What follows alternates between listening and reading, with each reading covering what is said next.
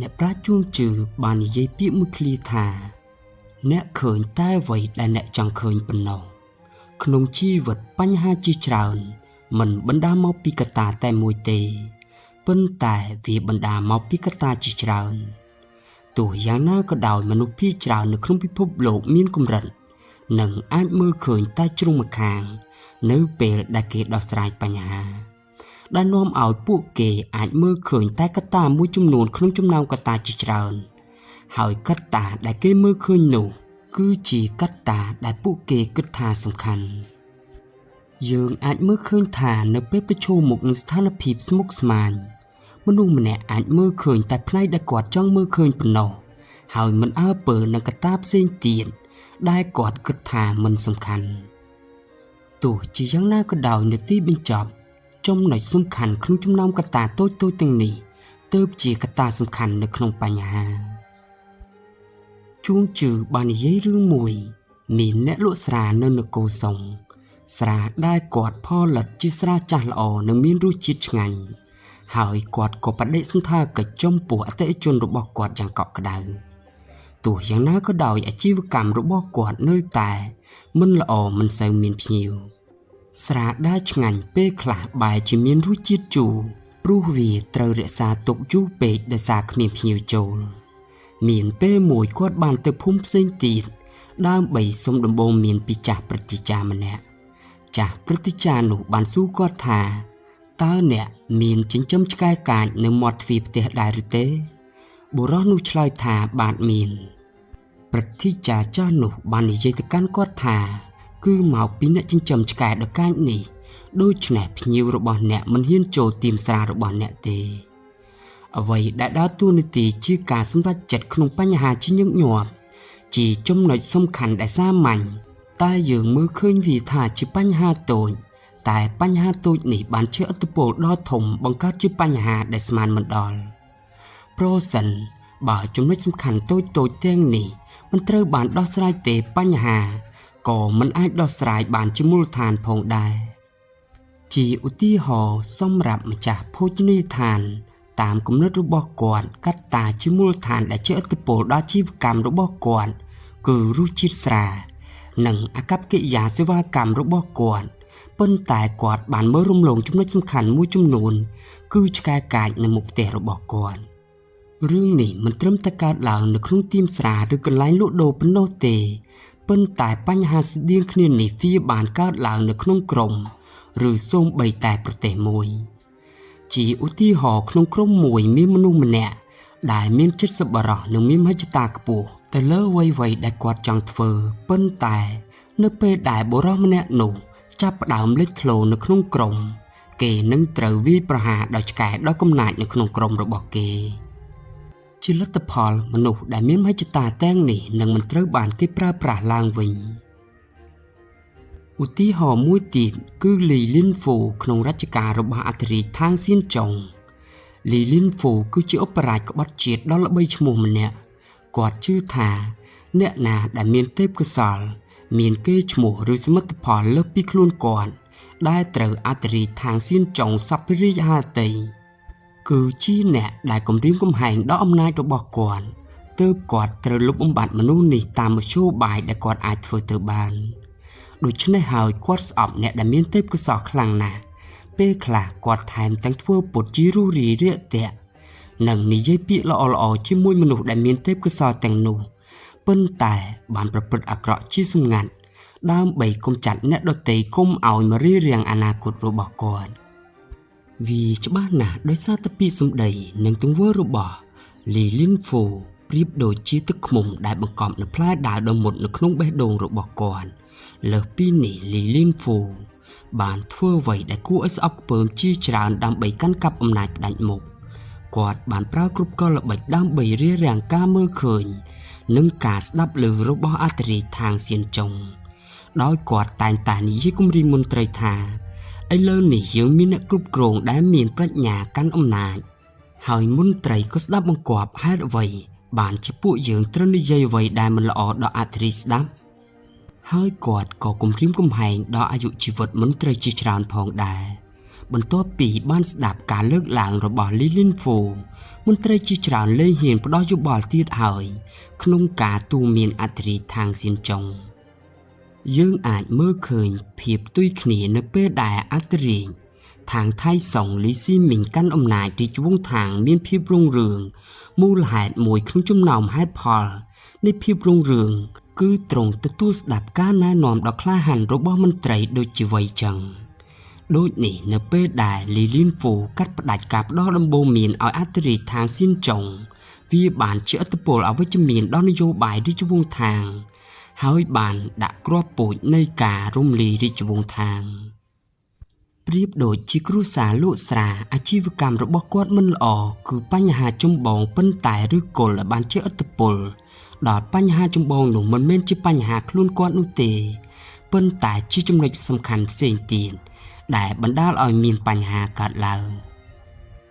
ជាឧទាហរណ៍មនុស្សជាច្រើនអាចមើលឃើញបញ្ហានៅក្នុងពាក្យសម្ដីនិងទង្វើរបស់ពួកគេប៉ុន្តែពួកគេមិនអាចមើលឃើញស្នូលដែលគ្រប់គ្រងពាក្យសម្ដីនិងទង្វើរបស់ពួកគេទេស្នូលនេះគឺស្ថិតនៅក្នុងចិត្តដែលគេមិនដឹងការយល់ដឹងនិងជីវិតរបស់បុគ្គលម្នាក់សុទ្ធតែជាលទ្ធផលនៃឥទ្ធិពលនៃសន្តិសម្បញ្ញៈរបស់ខ្លួនដែលនាំទៅដល់បញ្ហាដែលមានចែងក្នុងសៀវភៅតៅតេជីងរបស់ឡាវជឺដែលបានសរសេរថាអ្នកណាស្គាល់អ្នកដទៃគឺជាអ្នកឆ្លៀសវៃអ្នកណាដែលស្គាល់ខ្លួនឯងគឺជាការត្រាស់ដឹងវាងាយស្រួលសម្រាប់យើងក្នុងការមើលឃើញបញ្ហារបស់អ្នកដទៃប៉ុន្តែយើងមិនបានដឹងពីចំណុចខ្វះខាតរបស់ខ្លួនយើងនោះទេដោយសារតែអ្វីដែលយើងអាចដឹងឬអាចមើលឃើញនៅមានកម្រិតយើងអាចមើលឃើញពិភពលោកឬព្រឹត្តិការណ៍អ្វីនៅក្នុងចិត្តរបស់យើងតាមរយៈចំណេះដឹងនិងបទពិសោធន៍ជីវិតយើងប៉ុណ្ណោះ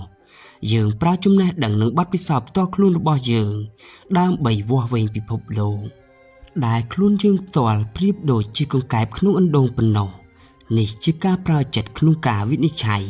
វានឹងក្លាយជាឧបសគ្គដែលរារាំងយើងពីការមើលឃើញពិភពលោកឲ្យបានត្រឹមត្រូវឧទាហរណ៍មួយគឺអ្នកប្រាជ្ញរាជវង្សជីនឈិនសៅដែលបានចងក្រងសៀវភៅប្រវត្តិសាស្ត្រសាមកុកគាត់បានវាយតម្លៃជូកលៀងថាពូកែតែគ្រប់គ្រងនគរតែមិនពូកែដឹកនាំទ័ពជាការពិតទៅមានមេទ័ពខ្លាំងៗជាច្រើនក្នុងប្រវត្តិសាស្ត្រចិនព្រមទាំងអធិរាជចម្បាំងលីស៊ីមីងក៏បានកោតសរសើរជូកលៀងយ៉ាងខ្លាំងថាជាអ្នកយុទ្ធសាស្ត្រយោធាដ៏ពូកែមូលហេតុដែលឈិនសៅនិយាយថាជូកលៀងពូកែតែគ្រប់គ្រងនគរមិនពូកែដឹកនាំកងទ័ពដោយសារតែឈិនសៅគ្រាន់តែជាមន្ត្រីរាជការសាមញ្ញមិនមែនជាអ្នកយុទ្ធសាស្ត្រយោធាចំណេះដឹងនិងបទពិសោធន៍របស់គាត់លើនយោបាយគឺជ្រៅជ្រះប៉ុន្តែគាត់មិនយល់អ្វីបន្តិចសោះពីយុទ្ធសាស្ត្រយោធាគាត់គ្រាន់តែមើលឃើញនឹងភ្នែកប៉ុណ្ណោះគឺអ្នកឈ្នះគឺជាអ្នកខ្លាំងអ្នកចាញ់គឺជាអ្នកខ្សោយដោយសារតែជូកលៀងលើកទ័ពវិនគរអួយជាច្រើនដងតែមិនទទួលបានជោគជ័យទើបឈិនសៅគិតថាជូកលៀងមិនពូកែប្រើប្រាស់ទ័ពគាត់មិនអាចវិភាគឲ្យស៊ីជម្រៅពីយុទ្ធសាស្ត្រដែលជូកលៀងបានប្រើនោះទេដូចនេះខ្ញុំសូមឲ្យបងប្អូនដែលចូលចិត្តស្ដាប់ការវិភាគឬព័ត៌មាននៅលើបណ្ដាញសង្គមចូលស្ដាប់អ្នកដែលមានជំនាញពិតប្រាកដហើយស្រាវជ្រាវបន្ថែមដោយខ្លួនឯងទើបយើងទទួលបានព័ត៌មានពិតនិងចំណេះដឹងពិត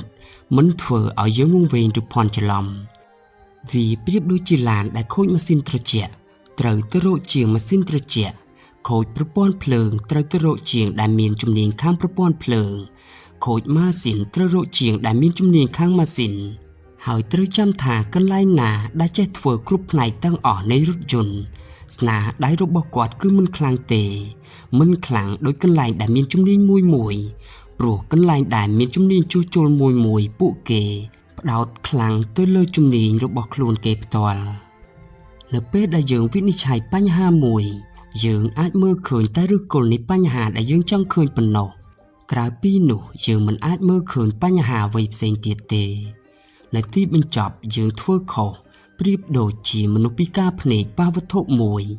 តែមិនដឹងខ្លួនថាវាជាវត្ថុអ្វីឡើយអ្នកប្រាជ្ញជួងជឺបាននិយាយថាគ្មានអាវុធណាមុតបំផុតជាងចិត្តមនុស្សសត្រូវដ៏ធំបំផុតរបស់មនុស្សគឺភាពផ្ទុយគ្នានៅក្នុងចិត្តរបស់ពួកគេហើយមនុស្សបែបនេះគ្មានកន្លែងលាក់ខ្លួននៅចន្លោះមេឃនិងដី ដូច្នេះហើយវិធីជាមូលដ្ឋានក្នុងការដោះស្រាយបញ្ហាគឺថាយើងមិនគួរមើលតែបញ្ហាដែលយើងចង់ឃើញប៉ុណ្ណោះទេប៉ុន្តែត្រូវមើលឲ្យឃើញបញ្ហាដែលយើងមើលមិនឃើញផងដែរអ្នកប្រាជ្ញក្រិកសូក្រាតបានជឿថាអត្ថន័យនៃជីវិតគឺការរស់នៅដែលយើងគិតថាមានន័យបំផុត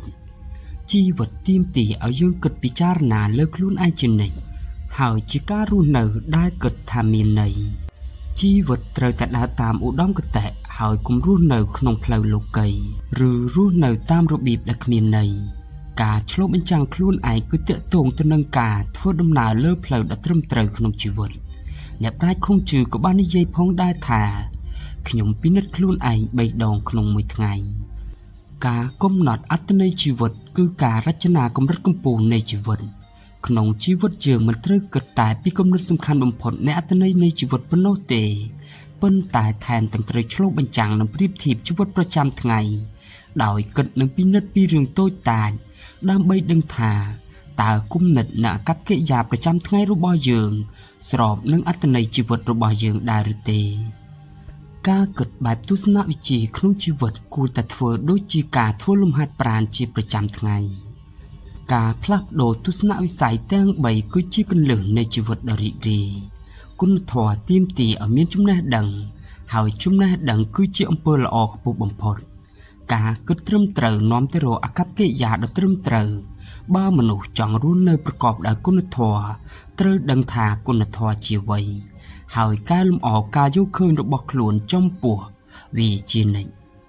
ពិភពលោកពោពេញទៅដោយទេសភាពដ៏ស្រស់ស្អាតយើងត្រូវការភ្នែកដែលអាចរកមើលឃើញទេសភាពដ៏ស្រស់ស្អាតនេះបន្ទាប់មកជីវិតរបស់យើងនឹងពោពេញដោយភាពស្រស់ស្អាត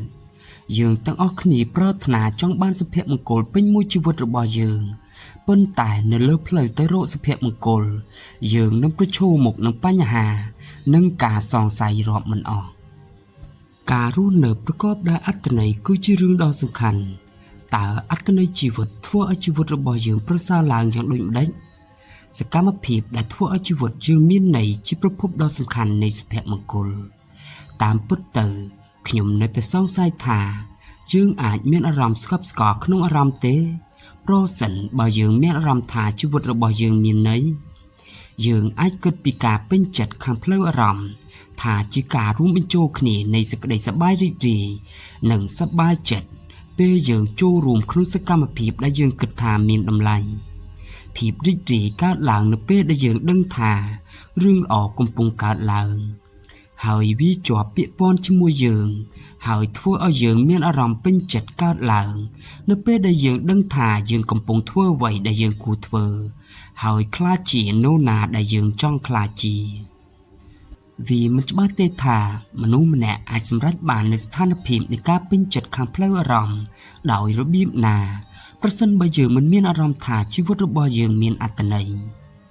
ទន្ទឹមនឹងនោះការស្វែងរកអត្ថន័យជីវិតមិនតែងតែធ្វើឲ្យយើងសប្បាយចិត្តនោះទេពេលខ្លះផ្លូវទៅរកវាគឺពិបាកនឹងតានតឹងសិល្បករអ្នកវិទ្យាសាស្ត្រឬអ្នកនយោបាយអាចរស់នៅក្នុងអត្ថន័យជីវិតរបស់គេប៉ុន្តែមិនប្រកាសថាពួកគេសប្បាយចិត្តនោះទេដូច្នេះតើអត្ថន័យជីវិតផ្ដល់ប្រយោជន៍ដល់មនុស្សយ៉ាងណាបទពិសោធន៍ដ៏មានន័យគឺជាបទពិសោធន៍ដ៏ល្អនៅក្នុងខ្លួនយើងនោះគឺការធ្វើអ្វីមួយមិនត្រឹមតែជាការរីករាយប៉ុណ្ណោះទេប៉ុន្តែក៏ជាបទពិសោធន៍វិជ្ជមានសម្រាប់យើងផងដែរបទពិសោធន៍មួយមានភាពរីករាយ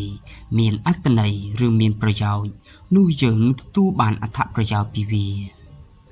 គំនិតមួយទៀតគឺថាជីវិតដែលមានន័យជាទូទៅគឺភាពជោគជ័យតាមរយៈការធ្វើអ្វីៗដែលយើងយល់ថាមានន័យយើងសម្រេចបាននូវភាពជោគជ័យមួយចំនួនដូចជាធ្វើឪពុកល្អមិត្តល្អការជួយអ្នកដទៃផ្ដល់ចំណេះដឹងដល់មនុស្សគ្រប់គ្នាលក្ខនឹងលក្ខជោគជ័យបែបនេះហាក់ដូចជាធ្វើឲ្យបទពិសោធន៍ជីវិតរបស់យើងកាន់តែប្រសើរឡើងតែវាមិនប្រកាសថាជាសុភមង្គលរបស់យើងឡើយការស្វែងរកអត្ថន័យជីវិតអាចមានប្រយោជន៍បើទោះបីជាវាមិនផ្ដល់ប្រយោជន៍ដល់យើងតាមមធ្យោបាយមួយណាក៏ដោយសរុបមកបើអ្វីខាងលើខ្ញុំនិយាយត្រូវនោះធាតុផ្សំសំខាន់នៃជីវិតដ៏មានន័យគឺផ្សារភ្ជាប់ទៅនឹងអ្វីដែលសំខាន់ពិតប្រាកដនេះជាមូលហេតុដែលយើងគួរខិតខំប្រឹងប្រែងដើម្បីរស់នៅប្រកបដោយអត្ថន័យ និងជីវិតមានតម្លៃហើយនេះក៏ជាការពិតនៃសាសនាធំៗភាគច្រើននៅក្នុងពិភពលោកគោលដៅរបស់យើងធ្វើអ្វីៗឲ្យបានល្អតាមតែអាចធ្វើទៅបានតម្លៃនៃវត្ថុក្នុងโลกនេះមិនមែនកើតចេញពីចិត្តរបស់មនុស្សនាពេលបច្ចុប្បន្ននេះទេប៉ុន្តែវាកើតឡើងតាមរយៈពេលវេលាប៉ុណ្ណោះយើងត្រូវតែដាស់តឿនខ្លួនឯងឲ្យប្រុងប្រយ័ត្នកុំបណ្ដោយឲ្យចំណង់របស់យើងងាកចេញពីអ្វីដែលសំខាន់ពិតប្រាកដយើងត្រូវអប់រំនិងបណ្ដុះបណ្ដាលខ្លួនឯងដើម្បីវឹកហាត់ខ្លួនឯងឲ្យស្គាល់តម្លៃនៃវត្ថុក្នុងដំណើរការដ៏ត្រឹមត្រូវយោងទៅតាមទស្សនៈលោក Habermas យើងទាំងអស់គ្នាសុទ្ធតែជាមនុស្សខូខើនិងលោភលន់ដែលគ្រាន់តែចង់បំពេញបំណងប្រាថ្នារបស់ខ្លួនហើយឆ្លុះបញ្ចាំងរឿងទាំងអស់នេះដោយកត្តាជីវភាពប៉ុណ្ណោះតែយ៉ាងហោចណាស់កត្តាជីវភាពអាចការពារខ្លួនយើងពីការឈឺចាប់នៃភាពអត់ឃ្លានយើងគ្រាន់តែធ្វើអ្វីដើម្បីក្រពះដូចជាសត្វឆ្កែដ៏ឆ្លាតដែលដេញតាមអាហារទោះបីយើងទទួលបានបំណងប្រាថ្នារបស់យើងតែរឿងទាំងនេះជារឿងឥតប្រយោជន៍នោះទេនៅក្នុងទស្សនៈលោក Habermas ពិភពលោកទាំងមូលគឺជាវត្ថុដែលត្រូវប្រើប្រាស់និងកោតសរសើរហើយតម្លៃរបស់វាទាំងស្រុងអាស្រ័យលើការចង់បានរបស់មនុស្សម្នាក់ៗដំបូងនេះខ្ញុំនឹងបែងចែករវាងអ្នកប្រើប្រាស់និងអ្នកកោតសរសើរខ្ញុំសង្កេតឃើញថាមានវិធីពីរយ៉ាងដែលភ្ញៀវទេសចរទៅកន្លែងមួយនៅពេលដែលខ្ញុំរស់នៅក្នុងរមណីយដ្ឋានមួយរយៈប្រហែលជា 2-3 ឆ្នាំ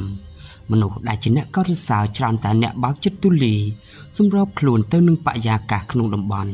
និងរីករាយនឹងទំនៀមទម្លាប់ក្នុងស្រុកដែលគេទៅកម្សាន្តអ្នកប្រើប្រាស់ជាមនុស្សដែលមិនអាចសម្របខ្លួនទៅនឹងទំនៀមទម្លាប់ក្នុងស្រុកដែលគេទៅកម្សាន្តហើយគិតថាមិនល្អមិនគួរជាទីគាប់ចិត្តពួកគេចូលចិត្តភាពអ៊ូអរចាក់បាសផឹកស៊ីសប្បាយពួកគេគិតថាបើពួកគេចូលក្លឹបឬផបប្រហែលជាសប្បាយជាងនេះពួកគេធុញទ្រាន់ព្រោះគ្មានអ្វីត្រូវធ្វើនៅទីនេះវាហាក់ដូចជាពួកគេមិនដឹងថាពួកគេកំពុងស្ថិតក្នុងកន្លែងដ៏ស្រស់ស្អាតបំផុតនៅលើភពផែនដីវាមិនមែនជារឿងចម្លែកទេដែលមនុស្សប្រភេទនេះប្រងើយកន្តើយចំពោះរឿងនេះព្រោះពួកគេគិតថាសុភមង្គលរបស់ពួកគេកើតចេញពីរឿងផ្សេងតាមពិតទៅវាប្រហែលជាការពិតដែលថាសកម្មភាពភាគច្រើនដែលយើងចូលចិត្តនឹងផ្ដល់អត្ថន័យមួយចំនួននៅក្នុងសេដ្ឋកិច្ចទីផ្សារការងារដែលទទួលបានប្រាក់កម្រៃភាគច្រើនមានតម្លៃនិងមានអត្ថន័យកម្រិតណាមួយប្រសិនបើយើងធ្វើវាអស់ពីចិត្តគ្រាដ៏មានអត្ថន័យមួយចំនួនក្នុងយុវវ័យរបស់ខ្ញុំគឺការរកលុយនិងបង្ការចំណាយផ្ទាល់ខ្លួនរបស់ខ្ញុំការពឹងផ្អែកលើខ្លួនឯងក៏មានអត្ថន័យនៅក្នុងជីវិតផងដែរប្រសិនបើការងាររបស់អ្នកជាអ្នកលក់ស្បែកជើងអ្នកមិនត្រឹមតែជួយខ្លួនឯងនិងគ្រួសាររបស់អ្នកដោយការធ្វើការប៉ុណ្ណោះទេប៉ុន្តែអ្នកក៏ផ្ដល់សេវាកម្មដ៏ល្អនិងមានតម្លៃដ៏ចវាយនឹងអតិថិជនផងដែរប្រាក់ខែរបស់អ្នកឆ្លុះបញ្ចាំងពីតម្លៃដែលអ្នកបង្កើតសម្រាប់អ្នកដទៃទាំងនេះគឺជាតម្លៃនិងអត្ថន័យជីវិតស្រដៀងគ្នានេះដែរអ្នកអាចរកឃើញអ្វីមួយដែលអ្នកគូកោតសរសើរនៅក្នុងការប្រកួតបាល់ទាត់ដ៏ល្អហើយវាក៏មានអត្ថន័យនឹងការពេញចិត្តផងដែរអ្នកមិនត្រឹមតែរីករាយក្នុងការមើលការប្រកួតបាល់ទាត់តាមកញ្ចក់ទូរទស្សន៍ប៉ុណ្ណោះទេប៉ុន្តែយើងថែមទាំងកោតសរសើរដល់ជំនាញកីឡារបស់ពួកគេផងដែរការមើលការប្រកួតនឹងក្លាយជាសកម្មភាពដែលយើងពេញចិត្តការពិតដែលមនុស្សភាគច្រើនរស់នៅក្នុងសង្គមមិនចាំបាច់សម្រេចបាននូវសមិទ្ធផលដ៏អស្ចារ្យពួកគេក៏អាចរស់នៅប្រកបដោយអត្ថន័យនិងបំពេញបំណងប្រាថ្នារបស់ខ្លួនផងដែរសូក្រាតបានស្វែងរកការពិតនិងប្រាជ្ញាពេញមួយជីវិតរបស់គាត់ហើយមានឥទ្ធិពលយ៉ាងខ្លាំងទៅលើមនុស្សជំនាន់ក្រោយទស្សនវិជ្ជានៃជីវិតរបស់គាត់ពោរពេញទៅដោយប្រាជ្ញានិងការយល់ដឹងប្រយោគទាំង10ខាងក្រោមនេះជាការជ្រើសរើសចេញពីគំនិតរបស់គាត់ដើម្បីពន្យល់ការយល់ដឹងរបស់យើងចំពោះជីវិតទី1ខ្ញុំគ្រាន់តែដឹងថាខ្ញុំមិនដឹងអ្វីទាំងអស់នេះជាសម្រងសម្ដីរបស់សូក្រាតដែលបង្ហាញពីអាកប្បកិរិយាចេះដាក់ខ្លួនរបស់គាត់ចំពោះចំណេះដឹងនិងការយល់ដឹងយ៉ាងស៊ីជម្រៅរបស់គាត់ចំពោះភាពល្ងង់ខ្លៅគាត់ជឿថាចំណេះដឹងរបស់មនុស្សមានកម្រិតចំណែកឯភាពល្ងង់ខ្លៅគឺគ្មានដែនកំណត់តាមរយៈការទទួលស្គាល់ភាពល្ងង់ខ្លៅរបស់ខ្លួនឯងប៉ុណ្ណោះទើបយើងអាចបន្តការសិក្សានិងស្វែងយល់បាន សម្រងសម្ដីនេះបានបំផុសគំនិតយើងឲ្យរក្សាចិត្តឲ្យរៀបទៀបនិងបើកចំហហើយបន្តស្វែងរកចំណេះដឹងនិងសេចក្តីពិតទី2ជីវិតដែលមិនបានពិនិត្យមិនសមនឹងការរស់នៅសូក្រាតជឿថាអត្ថន័យនៃជីវិតគឺស្ថិតលើការស្វែងរកការពិតនិងប្រាជ្ញាមិនមែនគ្រាន់តែស្វែងរកសម្ភារៈនិយមនិងការសប្បាយប៉ុណ្ណោះទេគាត់ជឿថាមានតែការពិនិត្យមើលយ៉ាងស៊ីជម្រៅនិងសេចក្ដីគិតលើជីវិតប៉ុណ្ណោះទើបយើងអាចរស់នៅប្រកបដោយអត្ថន័យប្រយោគនេះបំផុសគំនិតយើងឲ្យឆ្លុះបញ្ចាំងនិងពិនិត្យមើលជីវិតរបស់ខ្លួនឯងដោយផ្ទាល់ហើយបន្តការអភិវឌ្ឍខាងក្នុងនិងកែលម្អខ្លួនជានិច្ចទី3ជីវិតដែលមិនបានពិនិត្យមិនសមនឹងការរស់នៅសូក្រាតជឿថាមនុស្សត្រូវតែពិនិត្យមើលនិងឆ្លុះបញ្ចាំងពីជីវិតរបស់ពួកគេជានិច្ចដើម្បីស្វែងយល់ពីកំហុសនិងចំណុចខ្វះខាតរបស់ខ្លួនហើយបន្ទាប់មកកែលម្អវាគាត់ជឿថាមានតែតាមរយៈវិចារណញ្ញាណប៉ុណ្ណោះទើបយើងអាចរស់នៅប្រកបដោយអត្ថន័យប្រយោគនេះបំផុសគំនិតយើងឲ្យឆ្លុះបញ្ចាំងនិងគិតឲ្យបានស៊ីជម្រៅអំពីជីវិតរបស់យើងស្វែងរកបញ្ហានិងចំណុចខ្វះខាតរបស់យើងជានិច្ចហើយបន្ទាប់មកកែលម្អវាទី4ជីវិតដែលគ្មានការគិតមិនសមនឹងការរស់នៅសូក្រាតជឿថាជីវិតទាមទារឲ្យមានការគិតនិងការស្វែងយល់ជាប្រចាំដើម្បីស្វែងរកតម្លៃនិងអត្ថន័យពិតរបស់មនុស្សម្នាក់គាត់ជឿថាមានតែតាមរយៈការគិតប៉ុណ្ណោះទើបយើងអាចរស់នៅប្រកបដោយអត្ថន័យប្រយោគនេះបំផុសគំនិតយើងឲ្យគិតឲ្យស៊ីជម្រៅនិងស្វែងយល់ពីជីវិតរបស់ខ្លួនឯងហើយស្វែងរកតម្លៃនិងអត្ថន័យពិតរបស់យើងទី5អ្វីដែលល្អបំផុតគឺឥតគិតថ្លៃសូក្រាតជឿថារបស់សំខាន់ក្នុងជីវិតមិនអាចកាត់ថ្លៃបានទេដូចជាស្នេហាមិត្តភាពសេរីភាពលក្ខណៈគាត់ជឿថារបស់ទាំងនេះមិនអាចវាស់បានដោយលុយនោះទេប៉ុន្តែអាចទទួលយកមកបាននិងទទួលដោយអារម្មណ៍និងបេះដូងប្រយោគនេះបំផុសគំនិតឲ្យយើងចេះស្រឡាញ់មនុស្សនិងរបស់ដែលនៅជុំវិញយើងហើយទទួលយកបទពិសោធន៍និងអារម្មណ៍ល្អបំផុតក្នុងជីវិតដែលបេះដូងរបស់យើងទី6អ្វីដែលសំខាន់គឺមើលមិនឃើញដោយភ្នែក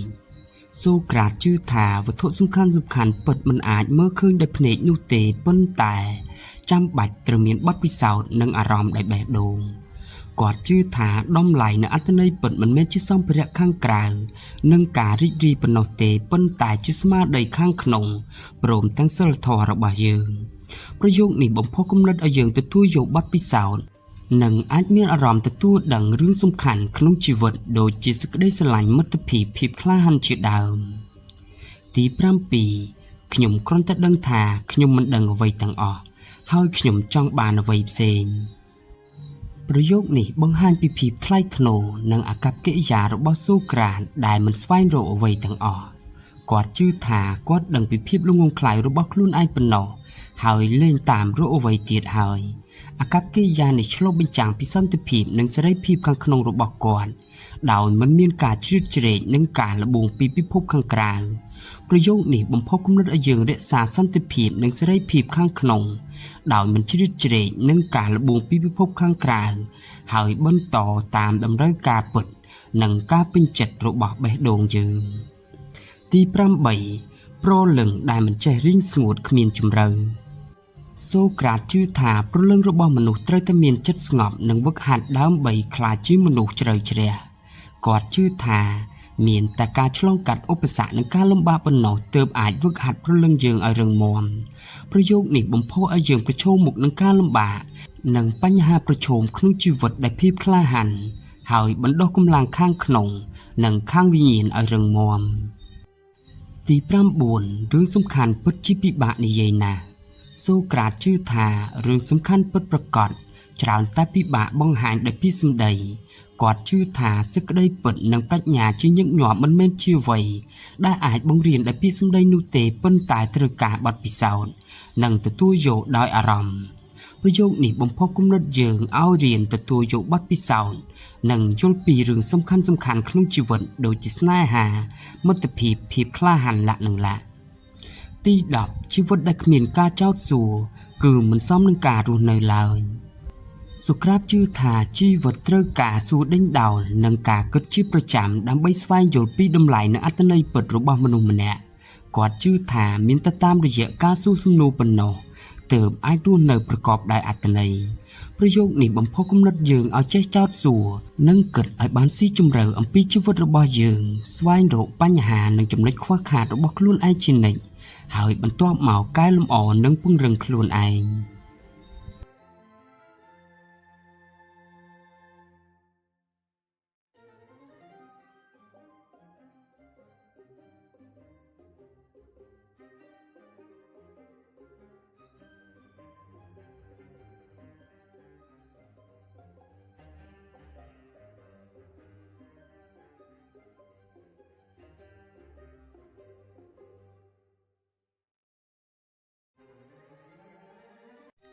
អ្នកប្រាជ្ញចិនឡាវជឺបានសរសេរក្នុងជំពូកទី44របស់គាត់ថាការពេញចិត្តគឺជាសុភមង្គលដ៏អស្ចារ្យបំផុតប្រសិនបើយើងចង់បានជ្រុលហួសហេតុពេកជីវិតរបស់យើងនឹងមានការលំបាកកាន់តែខ្លាំងហើយទាមទារឲ្យយើងខិតខំប្រឹងប្រែងកាន់តែខ្លាំងដូចគ្នាទោះយ៉ាងណាក៏ដោយមនុស្សមិនអាចទៅដល់អ្វីដែលខ្លួនស្រមៃតាមសេចក្តីប៉ងប្រាថ្នាបានឡើយសេចក្តីប៉ងប្រាថ្នាគឺគ្មានទីបញ្ចប់សេចក្តីប៉ងប្រាថ្នាកើតឡើងជាបន្តបន្ទាប់ពេលដែលយើងសម្រេចបំណងប្រាថ្នាមួយទៀតនឹងលេចរូបរាងឡើងញ៉ាំកាន់តែច្រើនអ្នកកាន់តែឃ្លានបន្ទាប់ពីអ្នកស្រកពោះបើយើងចង់បញ្ឈប់បំណងប្រាថ្នាយើងត្រូវតែគិតអំពីគោលដៅថាសមហេតុផលឬអត់រឿងខ្លះអាចដាក់ចុះបានឬអត់ហើយអាចសម្រាប់បន្ទុករបស់យើងបានឬអត់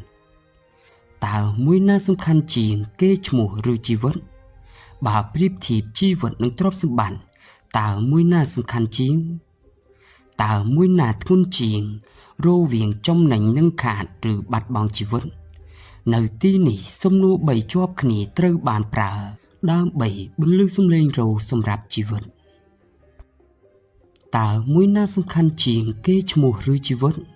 ការមានគេឈ្មោះល្បីល្បាញពេកគឺជាបន្ទុកដ៏ធ្ងន់ធ្ងរពេលដែលអ្នកខ្លះជាមនុស្សល្បីល្បាញរាល់ពាក្យសម្ដីនិងសកម្មភាពរបស់អ្នកនឹងត្រូវបានគេលើកដង្កើងដូច្នេះអ្នកត្រូវតែក្លាយជាគំរូសម្រាប់សាធារណជននិងមានមនុស្សជាច្រើនសរសើរអ្នកប៉ុន្តែក៏មានមនុស្សជាច្រើនរិះគន់អ្នកផងដែរប្រសិនបើអ្នកគ្មានភាពធន់នោះអ្នកនឹងមានភាពតានតឹងនៅក្នុងផ្លូវចិត្តមិនខានព្រោះពាក្យសម្ដីរបស់អ្នកដទៃនឹងធ្វើឲ្យអ្នកឈឺចាប់ខ្លាំងហើយខ្លាចជាបញ្ហាបើប្រៀបធៀបនឹងជីវិតនិងទ្រព្យសម្បត្តិតើមួយណាសំខាន់ជាងតើមានអ្វីត្រូវឆ្លើយនៅត្រង់នេះជាក់ស្ដែងណាស់ជីវិតគឺជារឿងសំខាន់បំផុតលុះត្រាតែជីវិតរបស់មនុស្សមានសុខភាពល្អនិងរស់បានយូរអង្វែងទើបពួកគេអាចបង្កើតទ្រព្យសម្បត្តិនិងអ្វីៗផ្សេងទៀតជាការពិតណាស់នៅក្នុងខ្សែភ្នែករបស់មនុស្សមួយចំនួនដែលបានបាត់បង់សារជាតិជាមនុស្សការទទួលបានប្រាក់ចំណេញនិងជន់ឈ្លីជីវិតអ្នកដទៃគឺលុយពិតជាសំខាន់សម្រាប់គេបំផុតក្នុងជីវិតពិតបើគ្មានលុយអ្នកពិតជាមិនអាចធ្វើអ្វីបានឡើយប៉ុន្តែការដែលមានលុយមិនមែនមានន័យថាអ្នកអាចធ្វើអ្វីបានគ្រប់យ៉ាងនោះទេលុយមិនអាចទិញសុខភាពឬជីវិតអមតៈបានទេលុយតែងតែគ្រាន់ជាឧបករណ៍មួយដែលត្រូវបានគ្រប់គ្រងដោយមនុស្សតើមួយណាធ្ងន់ជាងចំណេញនិងខាតឬការបាត់បង់ជីវិតមនុស្សយើងតែងតែគិតយ៉ាងប្រុងប្រយ័ត្នពីរឿងចំណេញនិងខាតថាវាជារឿងសំខាន់គ្មានអ្នកណាចង់ខាតឬចាញ់នោះទេតែខ្ញុំមានអារម្មណ៍ថាពាក្យចំណេញឬខាតវាគ្មានទម្ងន់គ្រប់គ្រាន់បើប្រៀបធៀបនឹងការបាត់បង់ជីវិត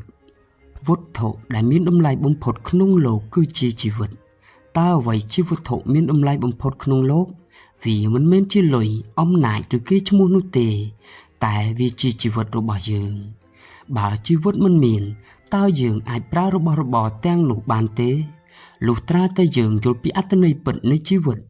ទើបយើងអាចស្រឡាញ់ជីវិតខ្លួនឯងនិងការពារខ្លួនឯងឲ្យបានហ្មត់ចត់នៅចំពោះមុខសេចក្តីប៉ងប្រាថ្នារបស់យើងជាពិសេសនៅពេលដែលជីវិតយើងធ្លាក់ចុះជួបនឹងទុក្ខលំបាកយើងនឹងគ្មានការភ័យខ្លាចអ្វីទាំងអស់យើងអាចប្រឈមមុខនឹងជីវិតដោយភាពក្លាហានរស់នៅឲ្យល្អដែលជាប្រាជ្ញានៃការរស់រានមានជីវិត មានតែអ្នកដែលស្រឡាញ់ជីវិតប៉ុណ្ណោះដែលមិនខ្ជិលខ្ជាយនឹងជីវិតប្រកបណាស់ព្រោះជីវិតរបស់មនុស្សមានតម្លៃបំផុតរាល់នាទីនិងគ្រប់វិនាទីត្រូវតែរស់ឲ្យត្រចះត្រចង់ប្រសិនបើអ្នកស្រឡាញ់អ្វីមួយខ្លាំងពេកអ្នកនឹងចំណាយពេលច្រើនជាមួយវាប្រសិនបើអ្នកទុកអ្វីមួយច្រើនពេកអ្នកនឹងខាតបង់ច្រើនដូចគ្នាការស្រឡាញ់ខ្លាំងពេកនឹងនាំឲ្យចំណាយពេលច្រើនប្រសិនបើអ្នកឲ្យតម្លៃលើគេឈ្មោះនិងទ្រព្យសម្បត្តិច្រើនពេកប្រសិនបើអ្នកស្រឡាញ់នរណាម្នាក់ខ្លាំងពេកអ្នកនឹងចំណាយពេលវេលាច្រើនលើវានិងកម្លាំងថែមទៀតដូចជាខ្ញុំពេលនេះកំពុងចំណាយពេលជារៀងរាល់ថ្ងៃសរសេរអត្ថបទសឹងតែគ្មានពេលសម្រាកហើយប្រាក់កាក់ក៏បានមិនច្រើនខ្ញុំបានលះបង់កម្លាំងខួរក្បាលកម្លាំងកាយនិងកម្លាំងចិត្តទៅលើវាបើយើងក៏លេចទៅមើលយុវវ័យមួយចំនួនដែលហ៊ានធ្វើអត្តឃាតខ្លួនឯងព្រោះតែខូចចិត្តរឿងស្នេហាព្រោះស្រឡាញ់អ្នកដទៃខ្លាំងពេករហូតដល់ឈានដល់ការគិតខ្លីមិនគិតពីខ្លួនឯងទុកអ្នកដទៃមានតម្លៃជាងជីវិតខ្លួនឯងគ្មានស្នេហាគ្មានការលោតទឹកតែបើគ្មានស្នេហាជីវិតគ្មានន័យចេះស្រឡាញ់ត្រូវចេះថែរក្សាចេះស្រឡាញ់ត្រូវចេះកាត់ចិត្តរបស់ដែលត្រូវមកទោះមិនហៅក៏មករបស់ដែលត្រូវទៅទោះខាត់ក៏មិននៅត្រូវរៀនចេះបណ្ដោយតាមព្រំលិខិតទើបជីវិតអាចរកឃើញសុភមង្គលអ្នកប្រាជ្ញចិនខុងជឺបានពោលថាមានគំនិតផ្ទាល់ខ្លួនតែគំរឹងរូសកុំមានអ្នកនិងកុំអាត្មានិយមពេកប្រយោគនេះមានន័យថាអ្នកមិនគួរធ្វើអ្វីលើសលប់ពេកនៅពេលដែលអ្នកធ្វើវាលើសវាកាន់តែអាក្រក់ទៅហើយអ្នកនឹងធ្វើឲ្យខ្លួនឯងឈឺចាប់ការប្រមូលទ្រព្យសម្បត្តិច្រើនហួសហេតុពេកនឹងនាំឲ្យមានការខាតបង់យ៉ាងច្រើនដែលជាមិនរួចហើយអ្នកប្រកាសជាខាតបង់ច្រើនជាងនេះការខាតបង់ច្រើនគឺពេលវេលាព្រោះជីវិតយើងមិនវែងទេបើយើងគិតតែពីទ្រព្យសម្បត្តិយើងនឹងមិនបានគិតពីសុខភាពនោះយើងនឹងបាត់បង់សុខភាពបើយើងគិតពីទ្រព្យសម្បត្តិភ្លេចគិតពីគ្រួសារយើងនឹងបាត់បង់សុភមង្គលគ្រួសារបើយើងគិតពីទ្រព្យសម្បត្តិមិនគិតពីការសម្រាកលំហែនោះយើងនឹងបាត់បង់អត្ថន័យនៃជីវិតកុំស្រឡាញ់ខ្លាំងពេកស្រឡាញ់តែល្មមបានហើយនេះគឺជាការពិតអ្នកអាចស្រឡាញ់ប្តីប្រពន្ធរបស់អ្នកបន្តិចឪពុកម្ដាយអ្នកបន្តិចកូនអ្នកបន្តិចមិត្តភ័ក្តិរបស់អ្នកបន្តិចហើយបន្ទាប់មកអ្នកនឹងសល់សេចក្តីស្រឡាញ់ចំពោះខ្លួនឯងតែបន្តិចបន្តួចប៉ុណ្ណោះនេះក៏ជាការពិតមួយដែរគ្មាននរណាម្នាក់លះបង់អ្វីគ្រប់យ៉ាងសម្រាប់មនុស្សតែម្នាក់នោះទេមនុស្សមិនមានធម៌ពលច្រើនដើម្បីប្រើប្រាស់ទេក្រៅពីសេចក្តីស្រឡាញ់ពួកគេត្រូវចេញទៅរកប្រាក់កាក់ដើម្បីអាហារពួកគេក៏ត្រូវសម្រាកដើម្បីបំពេញកម្លាំងនិងសម្រាលទុក្ខលំបាករបស់ខ្លួនឯងដែរស្នេហាដែលងប់ងុលពេកតែងតែដុតខ្លួនយើងឲ្យខ្លាចជាភេទផងរួចស្នេហានោះនឹងរលត់ទៅដែរគ្រប់យ៉ាងត្រូវធ្វើក្នុងកម្រិតមធ្យមគ្រាន់តែស្រឡាញ់បន្តិចទៅបានហើយការចេះស្កប់ស្កល់នឹងមិននាំអ្នកឲ្យអាប់អោនឡើយការដឹងថាពេលណាគួរឈប់នឹងមិននាំមកនៅគ្រោះថ្នាក់ឡើយហើយអ្នកអាចរស់នៅបានយូរអង្វែងដូច្នេះការស្គាល់ការស្កប់ស្កល់នឹងរារាំងអ្នកពីភាពអាម៉ាស់ប្រសិនបើអ្នកដឹងពីរបៀបដើម្បីស្កប់ស្កល់និងរីករាយនឹងអ្វីដែលអ្នកមាននោះអ្នកនឹងមិនមានភាពអាម៉ាស់ឡើយនៅពេលដែលអ្នកសុំអ្វីមួយពីអ្នកដទៃអ្នកនឹងត្រូវគេជេរប្រមាថហើយអ្នកនឹងត្រូវស្អប់ខ្ពើមខ្លួនឯងហើយអ្នកនឹងយកសេចក្តីថ្លៃថ្នូររបស់អ្នកដើម្បីដូរជាមួយនឹងផលប្រយោជន៍ឧទាហរណ៍ប្រសិនបើអ្នកទៅជួបអ្នកដឹកនាំដើម្បីសុំអ្វីមួយអ្នកប្រកាសជាបន្ទាបខ្លួនហើយវាក៏មានលទ្ធភាពច្រើនដែលគេបដិសេធនឹងអ្នកមធ្យោបាយដ៏ល្អបំផុតគឺចេះគ្រប់គ្រាន់ប្រសិនបើវាមិនមែនជាបញ្ហាធំទេអ្នកអាចបំភ្លេចវាបានប្រសិនបើអ្នកនៅទីតាំងដ៏ត្រឹមត្រូវប្រសិនបើវាមិនដំណើរការក្នុងឆ្នាំនេះសូមរងចាំមើលឱកាសមួយផ្សេងទៀតនៅឆ្នាំក្រោយប្រសិនបើវាមិនដំណើរការនៅឆ្នាំក្រោយចូលរុញវាមួយឆ្នាំទៀតប្រសិនបើអ្នកធ្វើការប្រឹងប្រែងឥតឈប់ឈរក្នុងវិស័យអាជីពរបស់អ្នកលទ្ធផលវាអាចនឹងកើតឡើងដោយយើងស្មានមិនដល់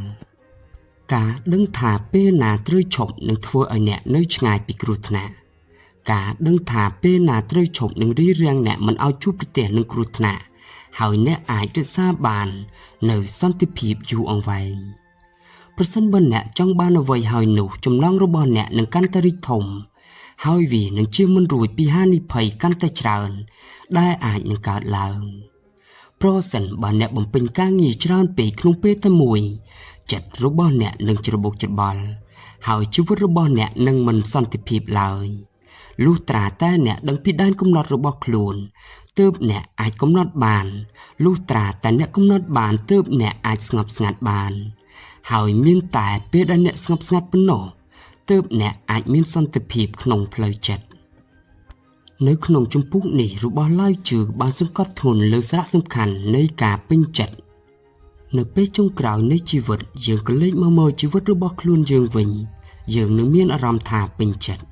នោះពិតជាការចំណេញពិតប្រាកដយើងមិនត្រូវកំណត់គោលដៅឲ្យខ្ពស់ពេកដូចជាទ្រព្យសម្បត្តិដែលឈានដល់រាប់រយលាននោះទេមិនបាច់មានបំណងប៉ងប្រាថ្នាហោះទៅលើអាកាសដើម្បីមើលផែនដីមិនបាច់មានបញ្ជីលុយច្រើនទំព័រនោះអ្នកនឹងមិនមានអារម្មណ៍ថាបាត់បង់ពេលវេលាហើយជីវិតរបស់អ្នកក៏គ្មានការសោកស្ដាយដូច្នេះអ្នកត្រូវមានគោលដៅឲ្យសមហេតុផលនិងត្រូវតែសមស្របតាមស្ថានភាពជាក់ស្ដែងរបស់អ្នកមានតែការដឹងពីរបៀបស្កប់ស្កល់ក្នុងជីវិតទើបយើងអាចមានសុភមង្គលពិតប្រាកដ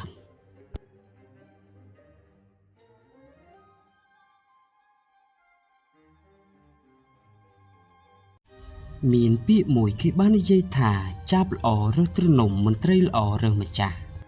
ក្នុងនាមយើងជាបុគ្គលិកម្នាក់ដើម្បីអភិវឌ្ឍអាជីពរបស់យើងឲ្យមានភាពរលូនគឺទាក់ទងនឹងចិត្តស្និទ្ធទៅនឹងប្រភេទនៃចៅហ្វាយដែលយើងបានធ្វើការជាមួយមនុស្សខ្លះមានសមត្ថភាពខ្លាំងប៉ុន្តែពួកគេគ្មានសំណាងបែរជាជួបចៅហ្វាយដែលមិនល្អពួកគេធ្វើការយ៉ាងលំបាកអស់រយៈពេលជាច្រើនឆ្នាំប៉ុន្តែនៅទីបំផុតក្រុមហ៊ុនបានខ្សែធនឬទុកឲ្យមនុស្សដែលមានសមត្ថភាពនិងទេពកោសល្យនៅជ្រុងម្ខាងនឹងធ្វើឲ្យយើងខ្ជិះខ្ជាយពេលវេលាក្នុងជីវិតម្យ៉ាងវិញទៀតអ្នកខ្លះមានសមត្ថភាពមធ្យមប៉ុន្តែដោយសារតែគេសំណាងល្អបានជួបថៅកែដែលអាចទុកចិត្តបាននិងមានសមត្ថភាពក្នុងរយៈពេលតែប៉ុន្មានឆ្នាំក្រុមហ៊ុនរបស់គេបានដំណើរការកាន់តែរីកចម្រើនហើយពួកគេត្រូវបានប្រកបការងារដែលស័ក្តិសមនឹងសមត្ថភាពធ្វើឲ្យពួកគេអាចឈានដល់ចំណុចកំពូលនៃជីវិតទៀតផងការជួបមេល្អគឺពិតជាសំខាន់ក្នុងការអភិវឌ្ឍខ្លួននិងអាជីពការងារទោះបីជាមេដឹកនាំល្អមិនមានកាតព្វកិច្ចណែនាំអ្នកនិងជួយអ្នកឲ្យរីកចម្រើនក៏ដោយប៉ុន្តែបើអ្នកយកចិត្តទុកដាក់ខិតខំប្រឹងប្រែងធ្វើការនិងយល់ពីវិធីសាស្ត្រអាជីវកម្មរបស់គាត់វានឹងពង្រីកការយល់ដឹងរបស់អ្នកជួយអ្នកឲ្យជៀសផុតពីផ្លូវវាងនិងទទួលបានអត្ថប្រយោជន៍យ៉ាងច្រើនអនេកខាងក្រោមនេះជាគន្លឹះទាំង5ដែលអាចឲ្យយើងដឹងថាម្ចាស់ល្អមានបុគ្គលិកលក្ខណៈបែបណាទី1អ្នកត្រូវមើលជាមុនសិនថាតកែរបស់អ្នកមានសមត្ថភាពនិងទេពកោសល្យពិតប្រាកដក្នុងការរកលុយដែរឬអត់តើតកែដែលមានសមត្ថភាពនិងទេពកោសល្យជាអ្វីស្តង់ដារសាមញ្ញបំផុតនោះគឺគាត់អាចធ្វើឲ្យក្រុមហ៊ុនកាន់តែរីកចម្រើននិងធំឡើងហើយក៏ទទួលបានផលចំណេញច្រើនឬគាត់មានសមត្ថភាពវិជ្ជាជីវៈខ្លាំងនិងមានធនធានជាឧទាហរណ៍ប្រសិនបើបុគ្គលិកមិនអាចធ្វើការមួយឲ្យអស់ពីកម្លាំងរបស់ពួកគេតើចៅហ្វាយរបស់អ្នកអាចដោះស្រាយបញ្ហានោះបានឬអាចមើលឃើញបញ្ហានោះបានឆាប់រហ័សឬអត់ម្យ៉ាងទៀតចៅហ្វាយដែលមានធនធាននិងទំនាក់ទំនងល្អក៏អាចជួយឲ្យក្រុមហ៊ុនឆ្លងកាត់វិបត្តិដោយរលូនចៅហ្វាយបែបនេះគឺជាចៅហ្វាយដែលមានសមត្ថភាពនិងទេពកោសល្យគាត់មានយុទ្ធសាស្ត្រជាច្រើនសម្រាប់ការអភិវឌ្ឍក្រុមហ៊ុនឲ្យកាន់តែរីកចម្រើនតែចៅហ្វាយដ៏ល្អបែបនេះគឺមានតិចតួចណាស់ក្នុងយុគសម័យនៃភាពជាសហគ្រិនមនុស្សដែលមានគំនិតមិនចង់ធ្វើការឲ្យអ្នកដទៃពួកគេបានជ្រើសរើសចាប់ផ្ដើមអាជីវកម្មផ្ទាល់ខ្លួនប៉ុន្តែពួកគេភាគច្រើនមិនមានលក្ខខណ្ឌគ្រប់គ្រាន់ជាសហគ្រិនជោគជ័យនោះទេជាឧទាហរណ៍មនុស្សមួយចំនួនពិតជាមិនមានដើមទុនឬធនធានច្រើននោះទេប៉ុន្តែពួកគេនៅតែទទួលចង់ចាប់ផ្ដើមក្រុមហ៊ុនឬអាជីវកម្មមួយប៉ុន្តែបន្ទាប់ពីបង្កើតមិនយូរប៉ុន្មានពួកគេចាប់ផ្ដើមខ្វះដើមទុនក្នុងការពង្រីកអាជីវកម្មផ្ទាល់ខ្លួន ថាកែខ្លះមិនមានជំនាញផ្ទាល់ខ្លួនទេ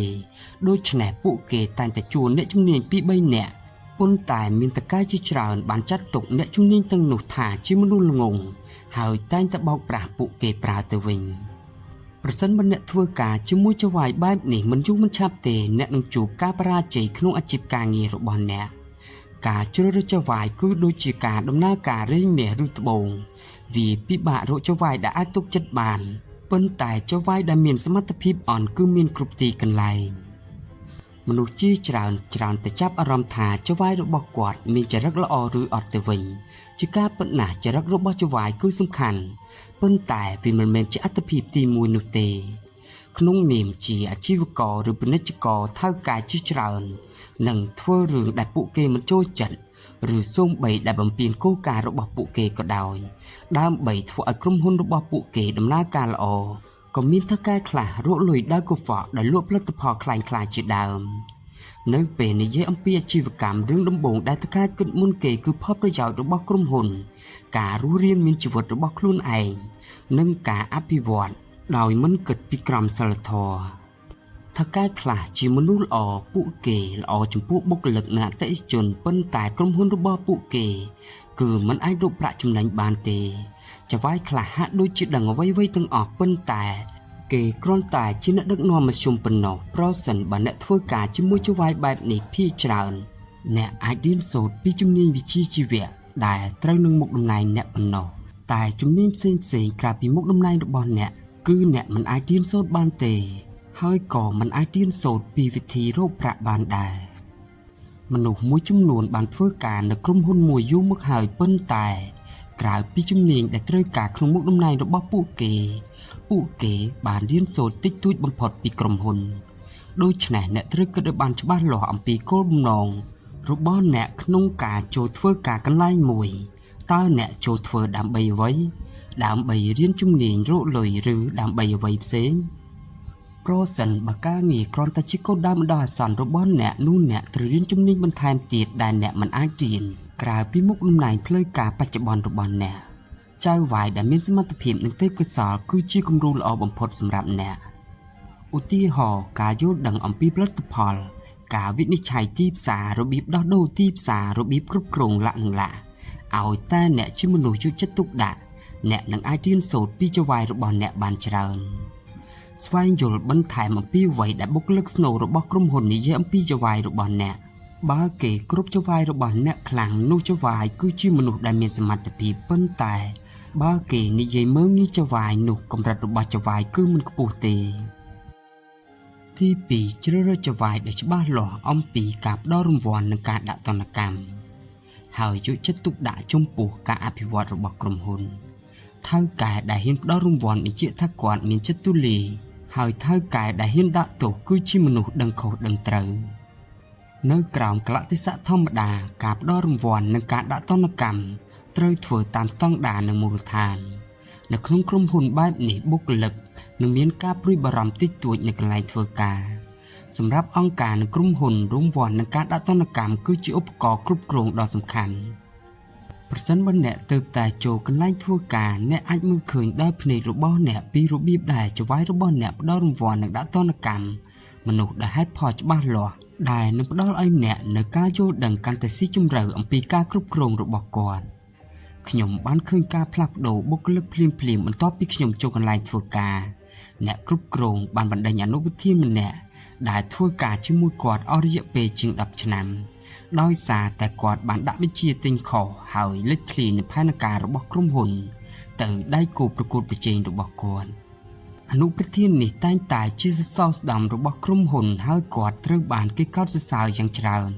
ប៉ុន្តែអ្នកគ្រប់គ្រងនៅតែសម្រេចចិត្តបណ្ដេញគាត់ដែលធ្វើឲ្យបុគ្គលិកនៅក្រុមហ៊ុនមានការភ្ញាក់ផ្អើលជាខ្លាំងមនុស្សជាច្រើនភ្ញាក់ផ្អើលចំពោះការសម្រេចចិត្តរបស់អ្នកគ្រប់គ្រងប៉ុន្តែតាមពិតទៅអ្នកគ្រប់គ្រងបានបង្ហាញក្តីមេត្តានិងការដោះស្រាយបញ្ហាផ្ទៃក្នុងដោយសន្តិវិធីបើមិនដូច្នេះទេអនុប្រធាននឹងត្រូវប៉ូលីសអូកជាមិនខានរង្វាន់និងការដាក់ទណ្ឌកម្មច្បាស់លាស់ធ្វើឲ្យក្រុមហ៊ុនកាន់តែរឹងមាំនិងមានទិសដៅច្បាស់លាស់ចៅហ្វាយនេះដែលឲ្យតម្លៃលើការផ្ដល់រង្វាន់ច្បាស់លាស់ និងការដាក់ទណ្ឌកម្មមានន័យថាគាត់ចូលចិត្តទុកដាក់លើប្រតិបត្តិការរបស់ក្រុមហ៊ុននិងស្ថានភាពរបស់បុគ្គលិកមានតែការយល់ដឹងពីស្ថានភាពនិងការទទួលព័ត៌មានប៉ុណ្ណោះទើបគាត់មានមូលដ្ឋានត្រឹមត្រូវសម្រាប់ការផ្ដល់រង្វាន់និងការដាក់ទណ្ឌកម្មធនធានមនុស្សគឺជាធនធានដ៏សំខាន់បំផុតរបស់ក្រុមហ៊ុនវប្បធម៌ក្រុមហ៊ុនដែលមានការផ្ដល់រង្វាន់និងដាក់ទណ្ឌកម្មច្បាស់លាស់នឹងធ្វើឲ្យបុគ្គលិកយកចិត្តទុកដាក់បន្ថែមទៀតចំពោះការរីកចម្រើនរបស់ពួកគេផ្សារភ្ជាប់សារៈសំខាន់កាន់តែច្រើនក្នុងការកែលម្អតម្លៃផ្ទាល់ខ្លួនរបស់ពួកគេប្រសិនបើចៅហ្វាយយកចិត្តទុកដាក់យ៉ាងខ្លាំងចំពោះសមត្ថភាពនិងតម្លៃរបស់បុគ្គលិកគាត់នឹងហ៊ានចំណាយលើការផ្ដល់រង្វាន់អ្នកគ្រប់គ្រងដែលមានការយល់ដឹងច្បាស់លាស់អំពីស្ថានភាពបច្ចុប្បន្នរបស់ក្រុមហ៊ុននិងបញ្ហាអាជីវកម្មនឹងមានការសម្រេចចិត្តបានល្អកាន់តែច្រើនអ្នកដឹកនាំដែលអាចលើកកម្ពស់បុគ្គលិកឆ្នើមប្រព្រឹត្តចំពោះបុគ្គលិកធម្មតាបានល្អនិងលុបបំបាត់បុគ្គលិកដែលមិនមានគុណភាពគាត់មានលក្ខណៈសម្បត្តិគ្រប់គ្រាន់ក្នុងការគ្រប់គ្រងដើម្បីមើលថាតើចៅហ្វាយយកចិត្តទុកដាក់ចំពោះក្រុមហ៊ុនឬអត់អ្នកអាចមើលឃើញតាមរយៈភាពស្និទ្ធស្នាលជាមួយអ្នកគ្រប់គ្រងថ្នាក់កណ្ដាលនិងបុគ្គលិកចៅហ្វាយល្អគឺជាមនុស្សឆ្លាតគាត់មានបណ្ដាញជាច្រើនដើម្បីទទួលបានព័ត៌មានរបស់ក្រុមហ៊ុនហើយការទំនាក់ទំនងជាមួយបុគ្គលិកពីពេលមួយទៅពេលមួយគឺជាផ្នែកមួយនៃការគ្រប់គ្រងទី3ជ្រើសរើសចៅហ្វាយដែលការពារបុគ្គលិករបស់គាត់ហើយដោះស្រាយបញ្ហាឲ្យបុគ្គលិកការការពារកូនចៅគឺជាលក្ខណៈពិសេសមួយនៃចៅហ្វាយដែលយកចិត្តទុកដាក់ចំពោះបុគ្គលិកលើโลกនេះមានមនុស្សច្រើនណាស់ដែលខ្លាចរឿងចៅហ្វាយនេះដែលតែងតែទម្លាក់កំហុសឲ្យបុគ្គលិកពេលដែលជួបបញ្ហាក្នុងនាមជាអ្នកចំណូលថ្មីនៅកន្លែងធ្វើការជាធម្មតាអ្នកមានបទពិសោធន៍តិចតួចនិងមិនដឹងថាត្រូវធ្វើការពីណាទៅណានោះទេដូច្នេះវាជាមិនរួចទេដែលអ្នកនឹងមានកំហុសនៅកន្លែងធ្វើការប្រសិនបើចៅហ្វាយឬអ្នកដឹកនាំជាអ្នកការពារបុគ្គលិកនោះបុគ្គលិកប្រកាសជាមានសំណាងគាត់នឹងបង្រៀនបុគ្គលិកហើយមិនចាប់ទោសពីបុគ្គលិកឡើយអត្ថន័យនៃការការពារបុគ្គលិកខ្លួនឯងមិនត្រឹមតែជួយការពារបុគ្គលិកដែលធ្វើខុសជាមួយអតិថិជនឬមានចំនួនជាមួយក្រុមហ៊ុនឬនាយកដ្ឋានផ្សេងទៀតប៉ុណ្ណោះទេប៉ុន្តែសំខាន់ជាងនេះទៅទៀតវាមានន័យថាគាត់បានផ្ដល់សេចក្តីសុខដល់បុគ្គលិកពេលដែលពួកគេធ្វើខុសផ្ដល់ជំរកដល់ពួកគេពេលដែលពួកគេមានបញ្ហានិងផ្ដល់ឆាត់ការពារពួកគេទោះបីជាបុគ្គលិកមើលមិនឃើញក៏ដោយមានរឿងមួយនៅកន្លែងលក់ភេសជ្ជៈនៅភ្នំពេញដែលល្បីឈ្មោះមួយកន្លែងទោះខ្ញុំមិនប្រាប់ឈ្មោះអ្នកក៏អ្នកស្គាល់ដែរនៅពេលដែលកន្លែងរបស់គាត់កំពុងតែដាច់ខ្លាំងធ្វើមិនទាន់ក្រុមហ៊ុនដឹកជញ្ជូនម្ហូបអាហារបានមើលងាយនឹងប្រមាថបុគ្គលិករបស់គាត់ដោយសម្ដីខ្លាំងនៅពេលនោះថៅកែកន្លែងលក់ភេសជ្ជៈដឹងរឿងនេះភ្លាមគាត់បានទេនឹងបង្ហោះសារទៅកាន់ក្រុមហ៊ុនដឹកជញ្ជូនអាហារភ្លាមដោយនិយាយថាគាត់នឹងប្រឹងប្រែងអស់ពីសមត្ថភាពដើម្បីការពារសិទ្ធិនិងផលប្រយោជន៍របស់បុគ្គលិកគាត់និងឈប់ប្រើប្រាស់សេវាដឹកជញ្ជូនរបស់ក្រុមហ៊ុននោះហើយតម្រូវឲ្យបុគ្គលិកដឹកជញ្ជូនអាហារនោះទទួលខុសត្រូវដល់ទីបញ្ចប់នេះគឺជាការអនុវត្តរបស់ចៅហ្វាយដែលអាចទុកចិត្តបានចៅហ្វាយដែលការពារបុគ្គលិករបស់គាត់ដឹងពីការរួមចំណែកដ៏សំខាន់របស់បុគ្គលិកចំពោះក្រុមហ៊ុនកោតសរសើរចំពោះការងាររបស់ពួកគេហើយថែមទាំងផ្ដល់ការគាំទ្រនិងជំនួយនៅពេលដែលពួកគេមានបញ្ហាគ្រួសារក្រុមហ៊ុននិងក្រុមដឹកនាំដោយចៅហ្វាយបែបនេះគឺមានភាពស្អិតរមួត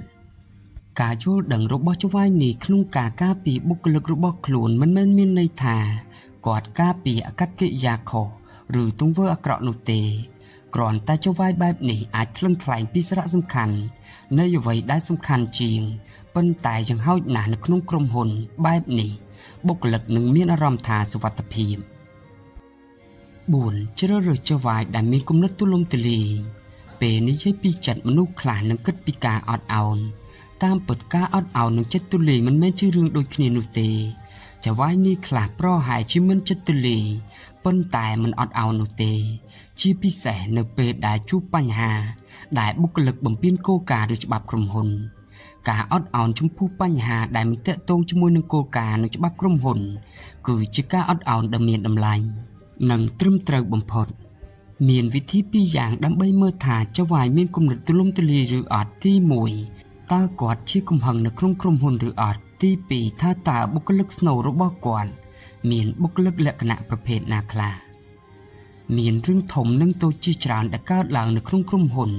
ចៅវាយដែលតែងតែជេរឆាវខ្វះការទប់ចិត្តមិនអាចរក្សាចិត្តស្ងប់បាននិងមិនអាចទប់កំហឹងបានទេតើចៅវាយរបស់អ្នកអាចអត់ឱនឲ្យបុគ្គលិកបានឬអត់តើគាត់អាចវិនិច្ឆ័យបានត្រឹមត្រូវអំពីទិសដៅទូទៅរបស់បុគ្គលិកឬអត់តើគាត់មានឆន្ទៈក្នុងការផ្ដល់ឱកាសដល់បុគ្គលិកនេះសុទ្ធតែជាសញ្ញានៃសមត្ថភាពរបស់ចៅវាយមើលជុំវិញអ្នកបើអ្នកឃើញថាអ្នកក្រៅបង្គាប់របស់ចៅវាយរបស់អ្នកជាមនុស្សល្ងងឬបុគ្គលិកមិនចង់ធ្វើការលួចខ្ជិលនោះចៅវាយរបស់អ្នកជាមនុស្សគ្មានចក្ខុវិស័យនិងគ្មានគោលការណ៍ច្បាស់លាស់ខ្ញុំណែនាំឲ្យអ្នករកកន្លែងធ្វើការថ្មីចោលឬមួយទៀតដែលត្រូវបន្ថែមនោះគឺថៅកែជាច្រើននៃក្រុមហ៊ុនបានចាប់ផ្ដើមអាជីវកម្មទាំងគ្មានបទពិសោធន៍ហើយវាពិបាកណាស់ក្នុងការដែលគាត់អាចវិនិច្ឆ័យសមត្ថភាពនិងបទពិសោធន៍របស់បុគ្គលិកបាននៅពេលដែលក្រុមហ៊ុនមួយស្ថិតក្នុងដំណាក់កាលចាប់ផ្ដើមថៅកែក៏ស្ថិតក្នុងដំណាក់កាលនៃការប្រមូលផ្ដុំកម្លាំងនិងធនធានបន្ថែមពីលើការស្វែងយល់ពីផលិតផលនិងវិស័យនានាអ្នកត្រូវមើលអាកប្បកិរិយារបស់គាត់របៀបដែលគាត់តាក់ទងជាមួយមនុស្សតើគាត់មានជំនាញឬអត់នេះមិនមែនមានន័យថាគាត់និយាយបានល្អតែគ្មានគោលការណ៍នោះទេប៉ុន្តែវាអាស្រ័យលើឆន្ទៈក្នុងការខិតខំប្រឹងប្រែងដោយចេតនាដើម្បីឲ្យក្រុមហ៊ុនដំណើរការល្អហើយថាតើគាត់អាចលះបង់របស់ដែលមិនចាំបាច់មួយចំនួនដូចជាមុខមាត់រឿងឥតប្រយោជន៍បញ្ហាផ្ទាល់ខ្លួននិងចេះអភិវឌ្ឍខ្លួនឬអត់តាមទស្សនៈអាជីវកម្មបើអ្នកចង់ចាប់ផ្ដើមអាជីវកម្មឲ្យជោគជ័យអ្នកត្រូវឆ្លងកាត់ដំណើរការលូតលាស់ពីតូចទៅធំអ្នកគ្រប់គ្រងតែងតែជួបបញ្ហាជាច្រើនដែលគាត់ត្រូវព្យាយាមដើម្បីរស់រានមានជីវិតក្នុងគ្រាមានបញ្ហានិងវិបត្តិកើតឡើងហើយក៏អាចស្វែងរកឱកាសល្អដើម្បីឲ្យក្រុមហ៊ុនរីកចម្រើនក្នុងនាមជាអ្នកគ្រប់គ្រងអ្នកត្រូវតែរៀនសម្រុះសម្រួលដើរតាមនិន្នាការនិងក្លាហានដើម្បីលក់ផលិតផលបានច្រើនក្នុងទីផ្សារនិងរកលុយអ្នកត្រូវតែដើរសុំទានអ្នកដទៃហើយដាក់ខ្លួនក្នុងស្ថានភាពលំបាកទាំងនេះសុទ្ធតែជាការសាកល្បងសមត្ថភាពគុណភាពនិងភាពអត់ធ្មត់របស់ចៅវាយហើយវាសុទ្ធតែជាការធ្វើតេស្តដែលសហគ្រិនត្រូវឈ្នះជាដាច់ខាតការខ្លាចជាចៅវាយឬអ្នកគ្រប់គ្រងអាចផ្លាស់ប្ដូរចិត្តគំនិតរបស់មនុស្សបានយ៉ាងងាយហើយជាមួយនឹងការផ្លាស់ប្ដូរអត្តសញ្ញាណវាងាយស្រួលក្នុងការងាកចេញពីគោលការណ៍របស់មនុស្សម្នាក់ចៅវាយដែលផ្ដោតលើក្រុមហ៊ុនប្រហែលជាមិនចាំបាច់ជោគជ័យនៅពេលអនាគតទេប៉ុន្តែឱកាសរបស់គាត់ក្នុងការរស់រានមានជីវិតនៅក្នុងទីផ្សារគឺពិតជាខ្ពស់ជាងចៅវាយដែលខ្ជិលខ្ជាយពេលវេលារបស់គាត់ទៅលើអ្វីដែលប្រថុយប្រថានដូចជាការចាប់ផ្ដើមអាជីវកម្មវាមិនងាយស្រួលទេក្នុងការស្វែងរកចៅវាយដែលអាចទុកចិត្តបាននៅកន្លែងធ្វើការមនុស្សគ្រប់រូបមានផលប្រយោជន៍ផ្ទាល់ខ្លួនដើម្បីពិចារណាហើយចៅវាយក៏មិនមែនជាករណីលើកលែងដែរមនុស្សជាច្រើនដឹងពីសារៈសំខាន់នៃការទទួលបានម្ចាស់ល្អខណៈដែលម្ចាស់ល្អក៏កំពុងមើលអ្នកដែរអ្នកក្លាហានស្រឡាញ់អ្នកក្លាហានអ្នកខ្លាំងធ្វើតាមអ្នកខ្លាំងការដឹងពីរបៀបវិនិច្ឆ័យចៅវាយដែលអាចទុកចិត្តបាននឹងធ្វើឲ្យអ្នកកាន់តែមានភាពជឿជាក់គឺជាមូលដ្ឋានសម្រាប់អ្នកក្នុងការបន្តទំនាក់ទំនងជាមួយមនុស្សល្អៗនាពេលអនាគត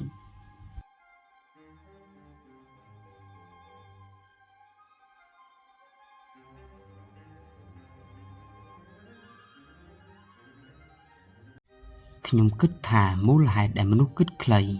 គឺដោយសារផ្លូវចិត្តមិនរឹងមាំទើបគេសម្រេចចិត្តធ្វើអត្តឃាតដោយសារតែពួកគេខ្វះភាពប្រកបប្រជានៅក្នុងចិត្តប្រសិនបើយើងអាចចាប់យកឫសគល់ខាងផ្លូវចិត្តពីសិភៅអាណាចក្ររបស់ខុងជឺវានឹងបណ្ដុះមូលដ្ឋានគ្រឹះនៃចិត្តរបស់យើងនឹងរឹងមាំហើយផ្លូវចិត្តរបស់យើងនឹងមានសុវត្ថិភាពជាងមុនចិត្តរបស់យើងនឹងមិនដូចជាខ្លែងដែលដាច់ខ្សែនោះទេចិត្តវិជ្ជាវិជ្ជមានគឺមានវិជ្ជាប្រិយភាពនៅសហរដ្ឋអាមេរិកណាស់លោក Tal Ben-Shahar ជាសាស្ត្រាចារ្យនៅសាកលវិទ្យាល័យ Harvard គាត់បានបើកវគ្គសិក្សាដ៏ពេញនិយមមួយស្ដីពីភាពជាអ្នកដឹកនាំដោយផ្អែកលើចិត្តវិជ្ជាវិជ្ជមានសិស្សជាច្រើនបានចូលរួមវគ្គសិក្សាហើយគ្រប់គ្នាសង្ឃឹមថា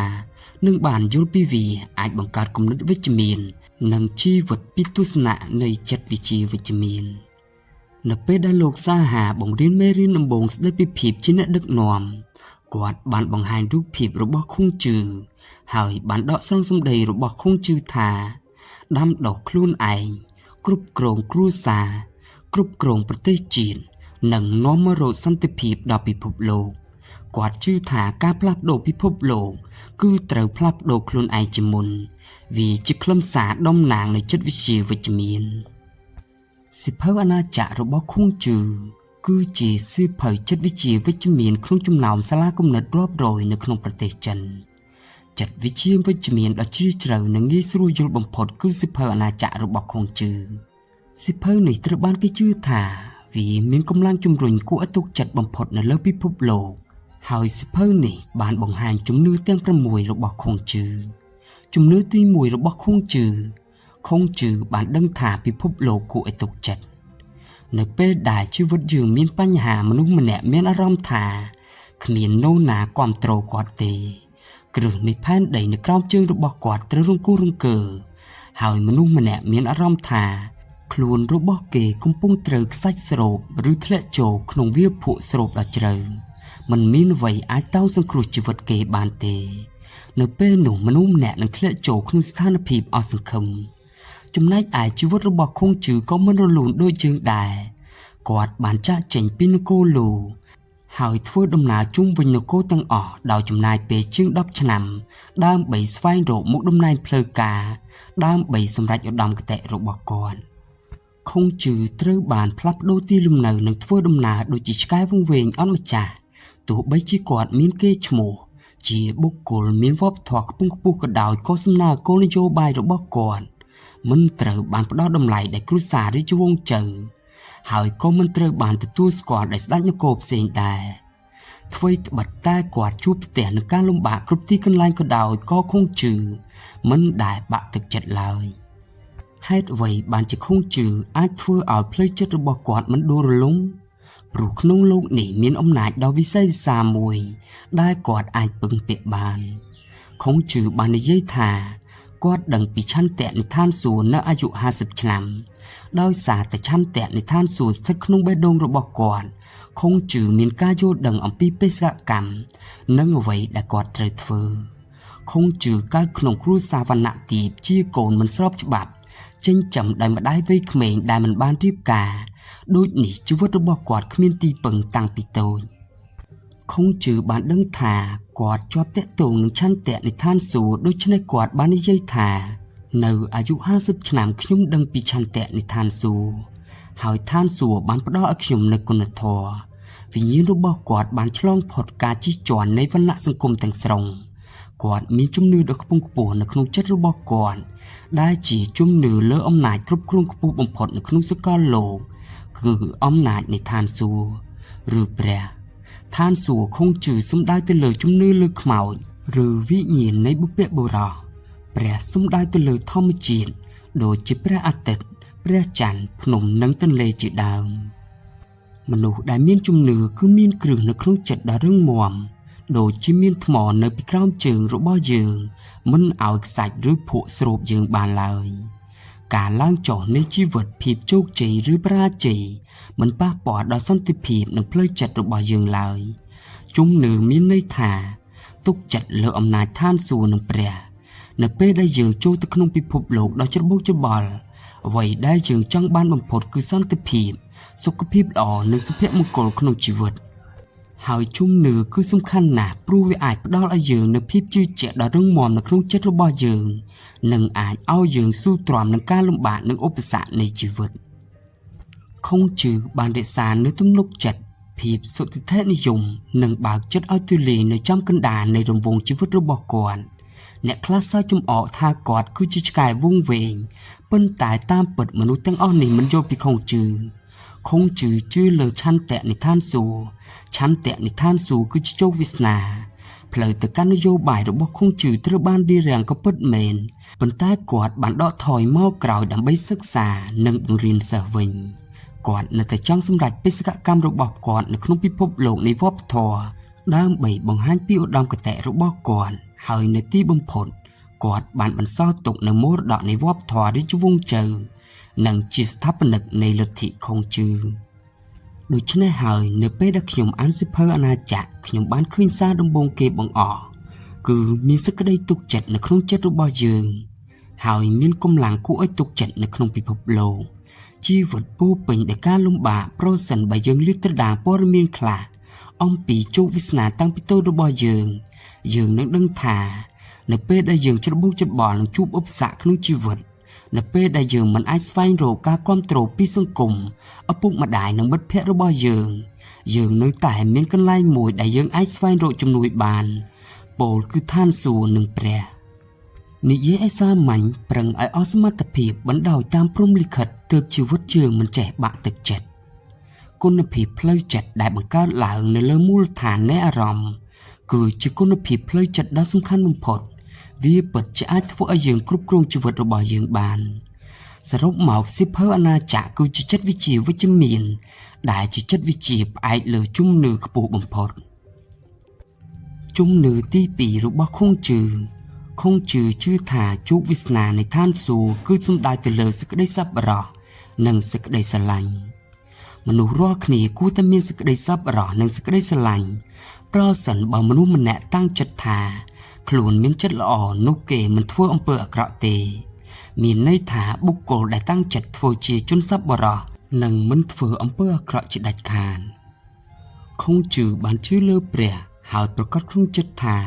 ព្រះបានចង្អុលបង្ហាញពីភាពសប្បុរសដូច្នេះគាត់បានប្រាប់សិស្សរបស់គាត់ថាជីវិតមនុស្សត្រូវតែមានចិត្តសប្បុរសមេត្តាករុណាមានន័យថាស្រឡាញ់អ្នកដទៃនិងជួយជីវិតអ្នកដទៃការអភិវឌ្ឍផ្លូវចិត្តនៃសេចក្តីស្រឡាញ់និងការជួយអ្នកដទៃក៏ជាផ្នែកមួយដ៏សំខាន់នៃចិត្តវិទ្យាវិជ្ជមានផងដែរជីវិតគឺជាការផ្លាស់ប្ដូរសេចក្តីស្រឡាញ់ការផ្លាស់ប្ដូរសេចក្តីសប្បុរសចំពោះសេចក្តីសប្បុរសនិងការបម្រើសម្រាប់ការបម្រើលើលោកនេះពិតជាមានអំពើអាក្រក់ច្រើនណាស់ប៉ុន្តែប្រសិនបើអ្នកធ្លាប់ជួយអ្នកដទៃបម្រើអ្នកដទៃនោះអ្នកនឹងមានមនុស្សតិចតួចណាស់ដែលធ្វើបាបអ្នកសមត្ថភាពនៃការស្រឡាញ់និងការបម្រើគឺពិតជាសមត្ថភាពដ៏សំខាន់មួយសេចក្តីស្រឡាញ់ពិតប្រាកដនិងការបម្រើដោយស្មោះត្រង់នឹងធ្វើឲ្យជីវិតយើងមានស្ថិរភាពហើយចិត្តរបស់យើងនឹងភ្លឺថ្លាគ្មានភាពងងឹតនិងគ្មានភាពបារម្ភ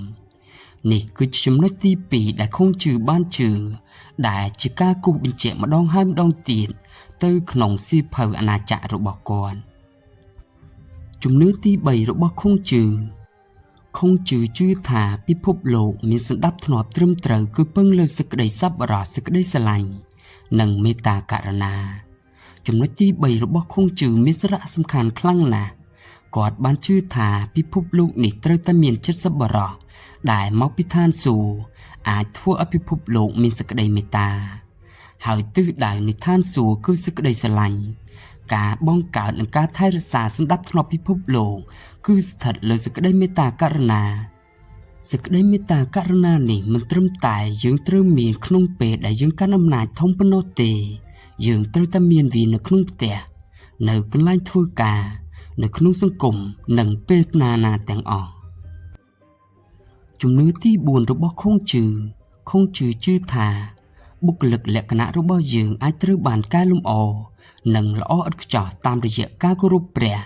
និងអនុវត្តការដាំដុះខ្លួនឯងមិនថាយើងមានសាវតាបែបណានោះទេ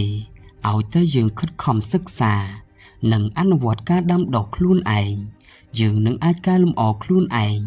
ពីមនុស្សសាមញ្ញម្នាក់ទៅជាសុភាពបុរសប្រកបដោយចរិយាមារយាទនិងសមត្ថភាពការអានការបណ្ដុះខ្លួនឯងនិងការអនុវត្តអាចផ្លាស់ប្ដូរជោគវាសនារបស់មនុស្សម្នាក់បានខុងជឺបាននិយាយថាមនុស្សអាចធ្វើឲ្យខ្លួនឯងប្រសើរឡើងតាមរយៈការរៀននិងការអនុវត្តជីវិតគឺជាដំណើរការនៃការកែលម្អខ្លួនឥតឈប់ឈរ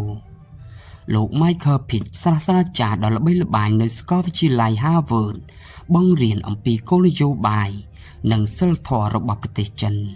គាត់ជឿថាក្រមសីលធម៌របស់ប្រទេសចិនបានធ្វើឲ្យគាត់ចាប់អារម្មណ៍យ៉ាងខ្លាំងចំពោះការបណ្ដុះបណ្ដាលខ្លួនឯងគាត់យល់ពីការដាំដុះខ្លួនឯងដែលធ្វើឲ្យជីវិតកាន់តែល្អឥតខ្ចោះជាបន្តបន្ទាប់តាមរយៈការធ្វើកំណែទម្រង់ដោយមិនគិតពីដើមកំណើតរបស់ខ្លួនយើងម្នាក់អាចកែប្រែ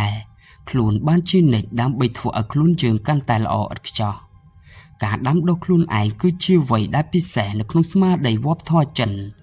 និងជាចិត្តវិទ្យាវិជ្ជមានដ៏ល្អបំផុតមនុស្សគ្រប់រូបកើតមកមានគុណសម្បត្តិនិងគុណវិបត្តិរៀងៗខ្លួនយើងអាចបញ្ចេញគុណសម្បត្តិរបស់ខ្លួនហើយគ្រប់គ្រងគុណវិបត្តិរបស់ខ្លួន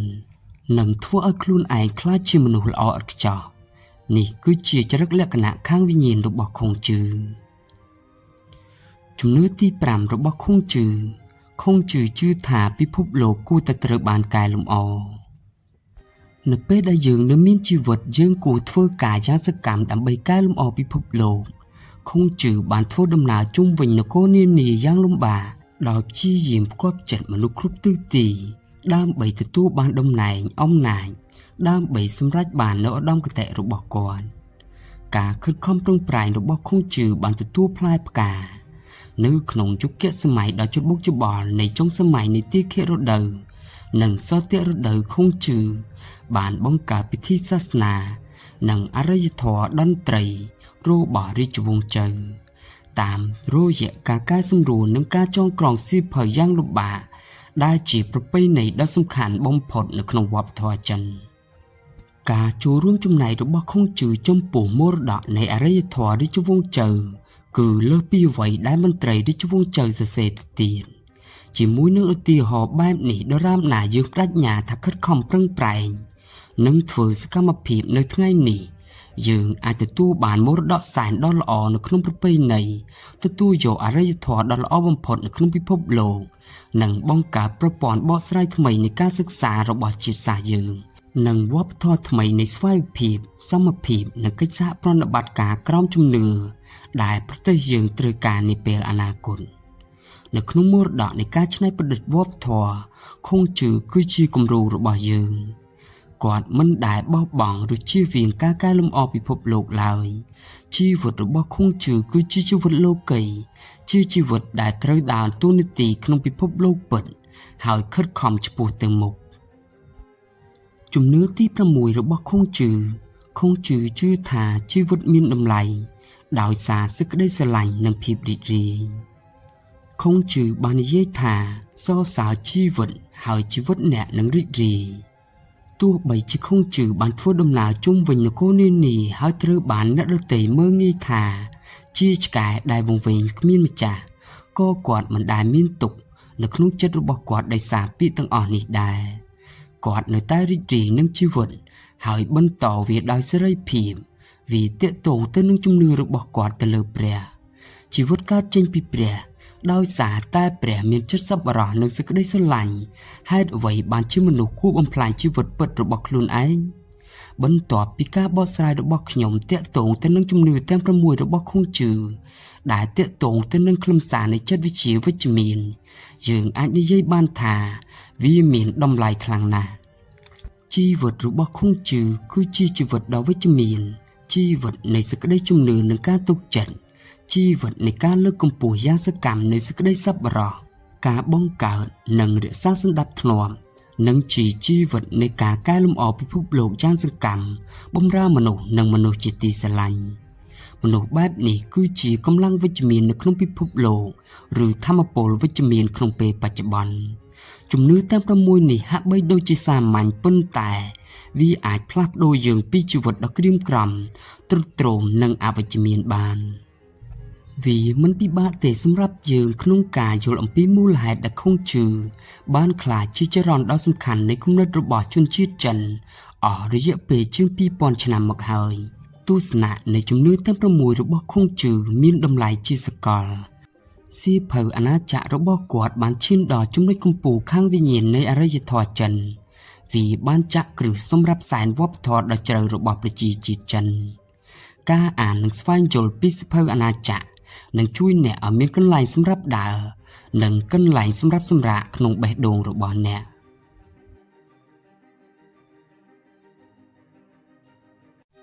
នៅក្នុងសិល្បៈសង្គ្រាមរបស់ស៊ុនអូគាត់បានសរសេរថាឈ្នះសត្រូវដែលគ្មានការប្រយុទ្ធគឺជាយុទ្ធសាស្ត្រដ៏អស្ចារ្យបំផុតមនុស្សភាគច្រើនជឿថាវិធីសាស្ត្រនៃការប្រយុទ្ធដែលគ្មានសង្គ្រាមឬបង្ហូរឈាមដោយបង្ខំឲ្យសត្រូវចោះចូលតាមឆន្ទៈ ដោយមិនធ្វើឲ្យខូចខាតដោយយោធាសម្ភារៈនិងធនធានហិរញ្ញវត្ថុរបស់យើងហើយដើម្បីបំផ្លាញយោធាសម្ភារៈនិងធនធានហិរញ្ញវត្ថុរបស់សត្រូវហើយបង្វែរវាជារបស់យើងប្រសិនបើសង្គ្រាមអាចឈ្នះបានតាមវិធីនេះវាពិតជាយុទ្ធសាស្ត្រដ៏ប្រសើរជាងការយកឈ្នះសត្រូវដោយប្រើការបង្ហូរឈាមប៉ុន្តែតើជ័យជំនះដែលស៊ុនអ៊ូបាននិយាយដោយការបង្ក្រាបសត្រូវដែលគ្មានការប្រយុទ្ធអាចទទួលបានផលមែនទេបើគិតឲ្យបានម៉ត់ចត់វាហាក់ដូចជាមិនដូច្នេះទាំងស្រុងនោះទេស៊ុនអ៊ូដែលជាមេគំនិតនេះបានចំណាយពេលពេញមួយជីវិតរបស់គាត់ក្នុងជួរកងទ័ពប៉ុន្តែគាត់មិនបានសម្រេចនៅអ្វីដែលហៅថាជ័យជំនះនៃការបង្ក្រាបសត្រូវដោយមិនមានការប្រយុទ្ធនោះទេនៅក្នុងប្រវត្តិសាស្ត្រមានសង្គ្រាមតិចណាស់ដែលអាចយកឈ្នះដោយគ្មានការបង្ហូរឈាមតើជ័យជំនះបង្ក្រាបសត្រូវដោយមិនប្រយុទ្ធមានតែក្នុងស្មារតីសិភៅរបស់គាត់មែនទេតើវាគ្រាន់តែជាសិភៅដ៏ល្អមួយក្បាលឬលើសពីនេះទៅទៀតតើសង្គ្រាមការទូតគ្មានការបង្ហូរឈាមសង្គ្រាមមតិសាធារណៈសង្គ្រាមចារកម្មសង្គ្រាមរូបិយប័ណ្ណនិងសង្គ្រាមពាណិជ្ជកម្មនាពេលបច្ចុប្បន្នចាត់ទុកជាសង្គ្រាមដែរឬទេឬគេចាត់ទុកវាថាគ្មានសង្គ្រាមខ្ញុំគិតថាសង្គ្រាមត្រូវតែមានការប្រយុទ្ធតែប្រយុទ្ធត្រូវតែស្អាតមិនខាតបង់ច្រើនហើយពេលដែលយើងមានព្រៀបទៅលើសត្រូវយើងអាចបង្ខំឲ្យសត្រូវចុះចាញ់យើងដោយមិនបាច់ច្បាំងបន្តយុទ្ធសាស្ត្រជាច្រើនក្នុងសង្គ្រាមដែលធ្វើឲ្យសត្រូវចុះចាញ់មានច្រើនដូចជាការឡោមព័ទ្ធក្រុងផ្ដាច់ស្បៀងសង្គ្រាមការទូតនិងសង្គ្រាមសេដ្ឋកិច្ចលក្ខនឹងលក្ខការប្រើកម្លាំងដ៏ខ្លាំងដើម្បីកម្ចាត់គូប្រកួតប្រជែងនិងសម្រេចគោលដៅរបស់ខ្លួនគឺជាយុទ្ធសាស្ត្រដ៏អាក្រក់បំផុតសមិទ្ធផលរបស់មេទ័ពគួរតែត្រូវបង្កើតឡើងនៅលើសមរភូមិហើយគេឈ្មោះរបស់គាត់គួរតែត្រូវសាងសង់ឡើងនៅលើគំនូរសាកសពប្រយោគនេះចង្អុលបង្ហាញថាសមិទ្ធផលនិងប្រាជ្ញារបស់មេទ័ពគួរតែឆ្លុះបញ្ចាំងនៅលើសមរភូមិតាមពិតនេះជាគំនិតលំអៀងណាស់មិនថាជាសង្គ្រាមសម័យបុរាណឬសម័យទំនើបទេមេទ័ពដ៏ខ្លាំងក្លាបំផុតគួរតែជាមេទ័ពដែលមានប្រាជ្ញាគឺមិនគួរយកឈ្នះដោយកម្លាំងបាយនោះទេព្រោះការប្រើកម្លាំងបាយជាទង្វើរបស់សត្វវានឹងធ្វើឲ្យមានរបួសទាំងសងខាងបើយើងអាចសម្លាប់សត្រូវបាន 1000 នាក់ប្រហែលជាទ័ពរបស់យើងស្លាប់800 នាក់ដែរផ្ទុយទៅវិញមេទ័ពដែលប្រើប្រាជ្ញានិងយុទ្ធសាស្ត្រគឺចេះសម្របខ្លួនទៅនឹងលក្ខខណ្ឌទាំង3មានពេលវេលាទីកន្លែងនិងមនុស្សដើម្បីសម្រេចបាននូវគោលដៅរបស់ខ្លួននេះគឺជាប្រាជ្ញានៃការកម្ចាត់សត្រូវដោយមិនបាច់ច្បាំងមានសុភាសិតមួយនៅក្នុងសិល្បៈនៃសង្គ្រាមរបស់ស៊ុនអ៊ូបាននិយាយថាការឈ្នះរាល់សមរភូមិគឺមិនមែនជាជំនាញល្អបំផុតនោះទេតែការកម្ចាត់សត្រូវដោយមិនបាច់ចាំច្បាំងគឺជាយុទ្ធសាស្ត្រដ៏ល្អបំផុតនៅក្នុងសៀវភៅសិល្បៈសង្គ្រាមបាននិយាយថាសង្គ្រាមមួយត្រូវប្រើប្រាស់ធនធានមនុស្សនិងសម្ភារៈយ៉ាងច្រើនសង្គ្រាមមួយតម្រូវឲ្យទាហាន100,000 នាក់បំពាក់នូវគ្រឿងសឹកហើយអាហារត្រូវបានដឹកជញ្ជូនរាប់ពាន់គីឡូម៉ែត្រការចំណាយសរុបខ្ពស់ណាស់ជារៀងរាល់ថ្ងៃជាងនេះទៅទៀតនៅក្នុងដំណើរការនៃការប្រយុទ្ធការដឹកជញ្ជូនសម្ភារៈនិងភស្តុភារយោធាគឺជាអត្ថប្រយោជន៍កំពូលនៅពេលដែលការផ្គត់ផ្គង់មិនគ្រប់គ្រាន់សង្គ្រាមនឹងបរាជ័យជាជាមិនខានដោយពាក្យពោលថាកងទ័ព 10,000 នាក់ត្រូវចំណាយមាស 1000 ដំឡឹងជារៀងរាល់ថ្ងៃបើទោះបីជាសង្គ្រាមឈ្នះក៏ដោយក៏មានការខាតបង់កម្លាំងទ័ពធ្វើឲ្យកម្លាំងជាតិចុះខ្សោយយ៉ាងខ្លាំងផងដែរដូច្នេះហើយការយកឈ្នះតាមរយៈសង្គ្រាមមិនមែនជាប្រាជ្ញាពិតរបស់មេទ័ពទេប្រាជ្ញាពិតរបស់មេទ័ពគឺជាការសម្រេចបាននូវគោលដៅរបស់ខ្លួនដោយមិនខ្ជិះខ្ជាយសម្ភារៈនិងធនធានហិរញ្ញវត្ថុក្នុងកំឡុងសម័យនគរទាំង6នគរឈីងចង់វាយប្រហារនគរឈីប៉ុន្តែនគរឈីងខ្លាចនគរឈីនិងនគរឈូ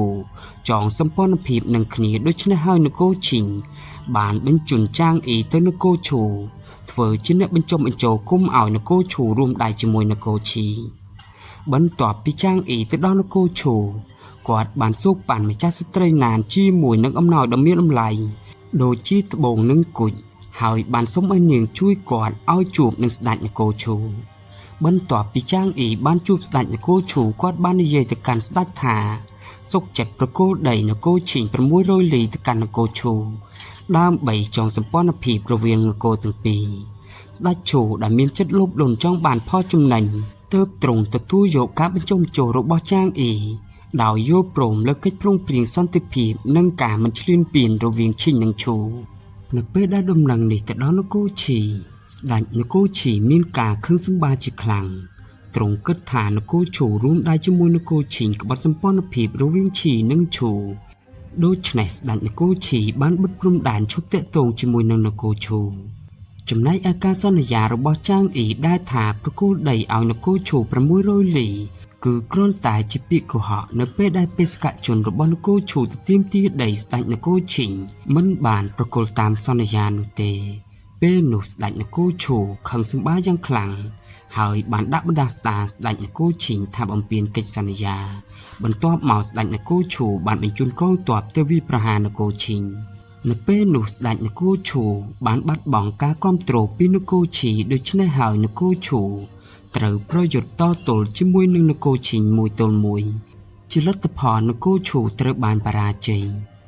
នៅក្នុងកំឡុងព្រឹត្តិការណ៍នេះនគរឈីងបានបំផ្លាញសម្ព័ន្ធភាពរវាងឈីនិងឈូដោយមិនបាត់បង់ទាហានសូម្បីម្នាក់ហើយបានប្រើប្រាជ្ញាដើម្បីសម្រេចបាននូវគោលដៅរបស់ពួកគេម្ដងមួយនិងបញ្ចប់ផែនការនិងយុទ្ធសាស្ត្ររបស់ខ្លួននេះជាគោលការណ៍បង្ក្រាបខ្មាំងសត្រូវដោយមិនច្បាំងការធ្វើអ្វីក៏ដោយវិធីដ៏ល្អបំផុតដើម្បីយកឈ្នះគូប្រកួតប្រជែងរបស់អ្នកពិតប្រាកដគឺមិនត្រូវពឹងផ្អែកលើកម្លាំងបាយនោះទេ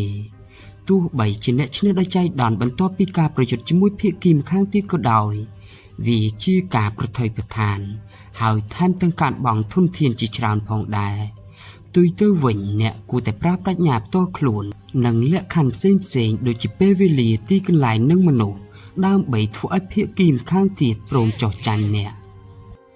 នៅក្នុងសិល្បៈសង្គ្រាមរបស់ស៊ុនអូមានវាក្យមួយមានបុរសម្នាក់ពូកែប្រើទ័ពក្នុងសមរភូមិ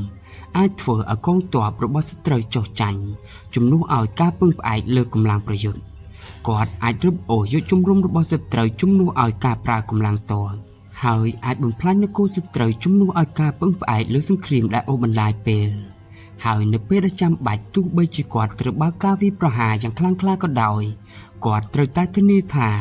គាត់អាចយកឈ្នះលើសមរភូមិបានជាមួយនឹងយុទ្ធសាស្ត្រដើម្បីកុំឲ្យកងទ័ពរបស់គាត់អស់កម្លាំងនិងខកចិត្តហើយជ័យជំនះអាចសម្រេចបានដោយរលូននិងជាទីគាប់ចិត្តនេះជាច្បាប់កម្ចាត់សត្រូវដោយយុទ្ធសាស្ត្រមិនថាសង្គ្រាមរវាងប្រទេសនិងប្រទេសឬជម្លោះរវាងមនុស្សនិងមនុស្សទេមធ្យោបាយដោះស្រាយជម្លោះដ៏ល្អពិតប្រាកដគឺមិនត្រូវពឹងលើតែកម្លាំងបាយនោះទេប៉ុន្តែអាស្រ័យលើប្រាជ្ញាការទូតរបស់ភាគីទាំងសងខាងនិងការរៀបចំផែនការរៀងៗខ្លួនដែលត្រូវពឹងផ្អែកលើកត្តាពេលវេលាទីកន្លែងនិងមនុស្សជាដើមប្រទេសមួយដែលគ្មានប្រាជ្ញាការទូតឬនយោបាយចូលចិត្តធ្វើសង្គ្រាមដោយកម្លាំងទ័ពតើប្រទេសបែបនេះរស់បានយូរដោយរបៀបណាដូច្នេះហើយចូលឈប់ប្រើកម្លាំងទ័ពហើយរៀនយកឈ្នះសត្រូវដោយមិនប្រយុទ្ធដោយប្រាជ្ញាទើបជីវិតរបស់អ្នកទទួលបានផលប្រយោជន៍យ៉ាងច្រើននៅក្នុងសម័យនីតិខិរដូវនិងសតិរដូវនិងដើមសម័យនគរទាំង6មានឥស្សរជនលេចធ្លោម្នាក់នៅនគរឈីនោះគឺអ្នកប្រាជ្ញគួនចុងគាត់បានក្លាយជាឧបរាជនគរឈីហើយបានជួយស្ដេចឈីហួនឲ្យនគរឈីក្លាយជាមហាអំណាចនៅពេលនោះគាត់មិនត្រឹមតែត្រូវបានជួកលៀងប្រៀបធៀបថាសមត្ថភាពមិនចាញ់គ្នានោះទេតែគាត់ក៏ជាអ្នកច្បាប់ដ៏ល្បីល្បាញដែលបានជាឥទ្ធិពលដ៏សាងយ៉ាងនិងហានហ្វុយស៊ឺដែលជាអ្នកបង្កើតច្បាប់ដ៏អធិរាជឈីងស៊ីហួងយុទ្ធសាស្ត្រដ៏មានឥទ្ធិពលបំផុតរបស់គាត់គឺបំផ្លាញនគរមួយចំនួនដែលមិនមានការបង្ហូរឈាមទោះយ៉ាងណាក៏ដោយជាង 2000 ឆ្នាំក្រោយយុទ្ធសាស្ត្រនេះត្រូវបានសិក្សាដោយសម្ងាត់ដោយសហរដ្ឋអាមេរិកហើយវាបានបង្កគ្រោះថ្នាក់យ៉ាងធ្ងន់ធ្ងរដល់ប្រទេសជាច្រើនក្នុងពិភពលោកនោះគឺយុទ្ធសាស្ត្រសង្គ្រាមសេដ្ឋកិច្ចនៅពេលដែលគាត់បានបម្រើជាឧបរាជនគរឈីគាត់បានប្រឈមមុខនឹងប្រទេសជុំវិញគាត់បានបើកសង្គ្រាមសេដ្ឋកិច្ចដ៏ល្បីល្បាញបំផុតក្នុងប្រវត្តិសាស្ត្រហើយបំផ្លាញនគរឡៃនិងនគរជីមួយរំពេចតើសង្គ្រាមសេដ្ឋកិច្ចរបស់គាត់ចុងជាអ្វីនៅពេលដែលស្ដេចឈីហួនបានឡើងសោយរាជជាលើកដំបូងដោយមានជំនួយពីមន្ត្រីដូចគាត់ចុងនគរឈីបានកើនឥទ្ធិពលយ៉ាងឆាប់រហ័ស ตัวอย่างน่าก็ดาววิจบ้านหนาได้สาตกาการอัตโปลอย่างชับโรหะระบอนโกชีทั่วเอานโกลูมันเป็นจัดอย่างคลังโดยในหายซ่องกรีมบานตู้หลังระเวียนโกลูนังนโกชีกำลังระบอนโกชีนเป้นคืออ่อนเจียงนโกลูโดยในหายนโกชีบานปราจีกรอมได้นโกลูดัดชีหุ่นมันสบายจัดชี้คลังบรรทอปีกาปราจีให้ตรงบานสไฟโรอากาศด้ามใบกุญจัดนโกลูดัดชีหุ่นบานสะสู่ก้อนจ่องอมปีดัมโบเมียนดัมใบกุญจัดสตรก้อนจ่องบานยิ้มให้ในเยธาเปรียกรณาตู้บงกลมบ้านเกิดอมปีวิธีศาสตร์กำจัดสตรรุ่ยเตอร์เฮยวิธีศาสตร์ระบบก้อนจ่องบ้านถั่วเอามนุษย์กรุบกันเนี่ยมีนกาบเงียบอ่าวหนึ่งออซาโตหนูคือจีซ่องกรีมเศรษฐกิจในสมัยโบราณโสดคือจีครอนัดได้เม็ดน้ำลายถลายหนึ่งโลดดัดเชียงเกพี่จุนจีจานก็เจอจัดสลิสมเลียมเปียทั่วพิโซดโดยชนะหาวิธีศาสตร์ระบบก้อนจ่องสมเอาสลัดชีหุ่นเป็นชีเอาประเทศระบบกวาดติ้งโสดปีนโกลูโดยซาแต่โสดระบบนโกลูเตอร์บานติ่งขนมปริมาณจานวีเตอร์บานลู่ออกขนมระยะเปรย์คลายหายดมไหลก็ทลายพองได้นเป้ได้ประชีเรียนโกลูเคลื่อนถาโสดมินสันตุเต้นดอกคลังคลานึ่งลูกบานดมไหลทลายปุเกบานบ่บ่องวิสัยกสิกรรมนังอุตสาหกรรมเส้นตีดให้เงี่ยตโรอุตสาหกรรมวีจนะพรทวีตบัดแต่เศรษฐกิจระบอนโกลูมีการจุ่มหลานย่างครั้งก็ดาวแต่วิสัยกสิกรรมได้ชิมูรทานกรือระบอนโกบานทะเลจ่อยางกลมหกนี่วิดโดยเต้นหนึ่งไว้ได้ก้อนจงบานรุ่มเปิงตุกได้สาแต่ประชีเรียนโกลูบ้านประดาวกำลังปุเกตังออกนงอุตสาหกรรมวิจนะพรเธอเอาเมียนกาบเขาว่าขาดขนมกาบเลิดครอบทุนยจีนในขนมนโกลูมนุษย์เนื้อแต่เต๋อบริโภคอาหารโดยหนีนโกลูได้ขมิ้นอาหารเตยติ่งอาหารปีนโกชีวิงเนเป้นุสได้นโกชีบานด้อมหลังไถอาหารโหดดอดดับดองสกัมผีประบอสดัชชีหุ่นบ้านน้อมเอาเศรษฐกิจระบอนโกลูชิ้นดอดดำนักกาดูรลุมในที่บำพดนโกลูมันอาจตบตุลหนึ่งสถานกาบานให้บานจอฮัดเลขาเลยสิทธิสัญญาบรรโจตึกได้ระบอกขลุ่นจีระบอนโกชีบรรตัวปีกาดันดามกันกับนโกลูบานนโกชีบ้านขลายชิมห้าอำนาจดอลใบมวยในสมัยนิติเคโรเดอร์หนังซอเตโรเดอร์ตัวยังน่าก็ดาวปัญหาในตำเนียนการหลังชีบรรโตมันตอบได้สาแต่หัดพอภูมิศาเมียนนโกจิจราในจุ่มวิญนโกชีรวมแต่งนโกไหลในนโกจีทวีตบัดแต่มหาอำนาจต่างหนูมันบานบังกอการคำเรียกกุมหังคลังชิมวยนโกชีแต่นโกตั้งปีคือไหลนึ่งจีมีอำนาจคลังคลาเพราะสันบาประเทศปีนี้ร่วมได้ขณีวิพานโกชีในทั้งหน้ามวยนี่ชื่อเรื่องมวยได้สดันโกชีมีการโปรยบารมโดยใช้หายสดันโกชีจังลุมบัดนโกตั้งปีนี้เติบตรงบานแต่สมจุบาปีก้อนจ่องมาดองตีนก้อนจ่องบานสนาอ่อยปราวิธีศาสตร์โดยมนด้ามใบกำจัดนโกไหลในนโกจีปนแต่ยุทธศาสตร์เลือกนี่คือเข้าพิมลบันติก้อนจ่องบานสนาอ่อยสดัชชีโหนแต่ยังไหวได้นโกตั้งปีกุมปงประกูดประเจนขณีนตีบซาหนุคือเต็งเชอหายเติมนึ่งหนุกอดกับบานกล้านมเหล็กดอสดัชชีโหนมันกรอนแต่เต็งวีปนเตปนแต่ตรึเต็งวีขนุดลายทลายบำพลในเป้ได้ประเทศตั้งปีบานดังฐานนหน้ามันแหนกมปุ่งประดอดำลายกระปุกขนมกาเต็งเชอประเทศตั้งปีนี้บ้านโจขนมเปรย์กับเชออย่างฉกดดีลีในด้ามลำโบงมนุษย์มวยจุ่มนูนกึศถาขมิ้นนหน้ามันแหนกยันเอาดำลายทลายนุเตเปิ้นแต่เปคือเคยเนื้อรถเตะโรลอยบ้านฉลาดปีกากับเชอปุเกกอจรนายจิลตพอมนุษย์กันแต่ฉลาดบ้านโจอุมรากาจินเนกับเชอหายมันสกจัดทั่วกางเงียบเสียงเตเตโดยในหายก้างีสไลจุงกาเตอร์บานปรนเยียเปลหายประเทศจีดบานทะเลโจขนมกาคว้าขาดเบี่ยงอาหารจิคลังก้อนจ่องดำเมื่อคืนถาเปวิลีตุ้มหายกอดบานเป็นชี้เอาประชีเรียนโกชีตั้งออกฉบเต้นเชอหายกัดประดับเป็นนิจกรรมตั้งออกจีมวยนโกตั้งปีตามระยะการทั่วแบบนี้ก้อนจ่องบานประดับมุกเศรษฐกิจนโกไหลในนโกจีเนเป้ได้เชื้อมันอาจยั่วเจ๋งปุเกก็มันมีนประด้ามใบติ้งอาหารปีนโกบเสียงได้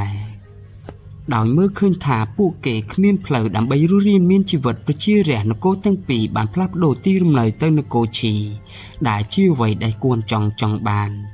តាមរបៀបនេះគួនចុងបានបើកការវិប្រហារយកប្រទេសទាំងពីរដោយគ្មានការប្រឹងប្រែងណាមួយឡើយដោយមានបទពិសោធន៍ពីនគរលូជាគំរូហេតុអ្វីបានជានគរឡៃនិងនគរជីមានកំហុសដូចគ្នាការពិតវាអាចត្រូវសង្ខេបដោយពាក្យមួយឃ្លាធម្មជាតិរបស់មនុស្សដោយដែលមនុស្សគ្រប់គ្នាគិតធម្មជាតិរបស់មនុស្សនឹងមិនបោះបង់ឱកាសណាមួយដើម្បីផលប្រយោជន៍ផ្ទាល់ខ្លួននោះទេហើយនគរទាំងពីរក៏មិនដែលគិតថានគរឈីហ៊ានវាយប្រហារពួកគេដែរប៉ុន្តែការពិតគឺផ្ទុយពីនេះសំណាងគឺមិនដែលធ្លាក់លើមេឃដែលគ្មានហេតុផលនោះទេទាំងនេះគឺជាសង្គ្រាមសេដ្ឋកិច្ចពីរដែលគួនចុងបានធ្វើគួនចុងបានទាញផលប្រយោជន៍ពីគម្លាតសេដ្ឋកិច្ចដើម្បីដណ្ដើមយកប្រទេសសត្រូវដោយគ្មានការបង្ហូរឈាមយុទ្ធសាស្ត្រសេដ្ឋកិច្ចដណ្ដើមយកនគរហឹង្សាននៅពេលនោះនគរហឹង្សានជានគរដែលសម្បូរអាវុធហើយស្ដេចឈីហួនមានការចាប់អារម្មណ៍លើនគរនេះជាខ្លាំងទ្រង់បានពិភាក្សាជាមួយគួនចុងនៅតែប្រើសង្គ្រាមសេដ្ឋកិច្ចម្ដងទៀតលើកនេះគាត់មិនត្រឹមតែទិញសភាវុធប៉ុណ្ណោះទេប៉ុន្តែថែមទាំងទិញម្ហូបអាហារពីនគរនេះទៀតនៅពេលដែលប្រទេសជុំវិញនគរឈីដឹងថានគរឈីទិញអាវុធពីនគរហឹង្សានពួកគេទាំងអស់គ្នាបានខ្លាចជាឈ្មួញកណ្ដាលឈ្មួញទាំងអស់នោះបានទិញអាវុធពីនគរហឹង្សានក្នុងតម្លៃខ្ពស់ហើយលក់ឲ្យនគរឈីទោះបីជាទ្រព្យសម្បត្តិរបស់នគរឈីរងការខាតបង់ខ្លះក៏ដោយក៏នគរឈីនៅតែសម្រុកទិញអាវុធនិងអាហារពីនគរទាំងអស់នោះ